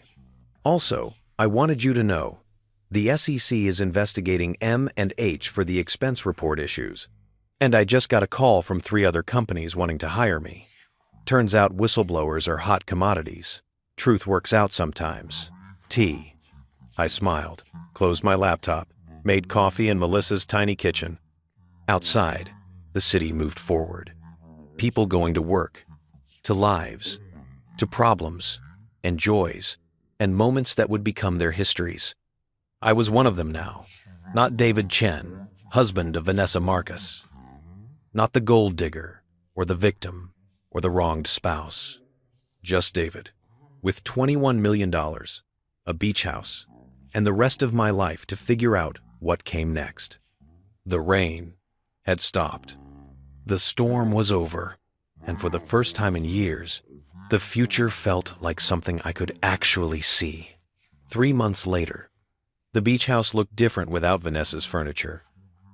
I'd kept some pieces, sold others, brought in things that were actually mine: books, art I'd chosen myself, a piano I was teaching myself to play. The ocean was the same, indifferent, eternal, beautiful. I'd started consulting again, full-time, on my own terms. My client roster had doubled after the trial. Apparently being publicly vindicated by a judge was good for business. I'd also started writing. Nothing I planned to publish, just processing, getting it all down, turning 8 years of marriage into something that made sense on paper. My phone rang. Unknown number. I almost didn't answer. David Chen. Mr. Chen, this is Rebecca Kim from Stanford Business School. I'm calling about your application to our executive MBA program. I'd applied on a whim, decided it was time to finish what I'd started, to invest in myself the way I'd once invested in Vanessa's dreams. Yes, I'm pleased to inform you that you've been accepted for the fall cohort. Congratulations. I stood at the window, watched the waves, thought about new beginnings and second chances, and the strange mathematics of loss and gain. Thank you, I said. I'll be there. After I hung up, I poured myself a scotch. Not the Macallan. I'd finished that bottle the night I moved out of the penthouse. This was something new, something I'd chosen myself. The sunset was starting. Orange and purple and gold. My phone buzzed. A text from Marcus. Saw the M&H stock price today, down 12% since the trial. Your shares are now worth $12.8 million. Congrats on timing. I looked at the number, laughed. Even in divorce, Vanessa was making me money. Another text, this one from Melissa. Mom wants to know if you're coming to Thanksgiving. Also, she wants to know if you're seeing anyone. I told her to mind her business, but you know how she is. I typed back, tell her yes to Thanksgiving and no to the other thing, but I'm working on it. One more text, from an unknown number that I somehow knew before I opened it. I saw you're going to Stanford. Good for you. You were always smarter than you gave yourself credit for. V. I stared at it, thought about responding, about saying something cutting or kind or true. Instead, I just deleted it. Some conversations were over, some chapters were closed. This was mine now, my life, my choices, my future. I raised my glass to the sunset, to the ocean, to the long, difficult road that had led me here. Here's to truth, I said to the empty room. Here's to justice. Here's to figuring out what comes next. The glass was empty before the sun touched the horizon. And somewhere in Manhattan, in a penthouse worth $8 million, Vanessa Marcus was probably working late, building, achieving, succeeding, alone. I didn't pity her, didn't hate her, didn't love her anymore either. I just moved forward into the rest of my life. Finally, 1 year later, the article appeared in the New York Times business section on a Tuesday. Vanessa Marcus steps down as CEO of Marcus & Holt Technologies. After mounting pressure from the board and shareholders following corporate governance concerns, Vanessa Marcus announced her resignation as CEO of the company she helped build. Marcus will remain on the board in an advisory capacity. CFO Sarah Chen will serve as interim CEO. Marcus, 40, became the youngest female CEO of a Fortune 500 company in 2022, but faced significant controversy following her high-profile divorce in 2025.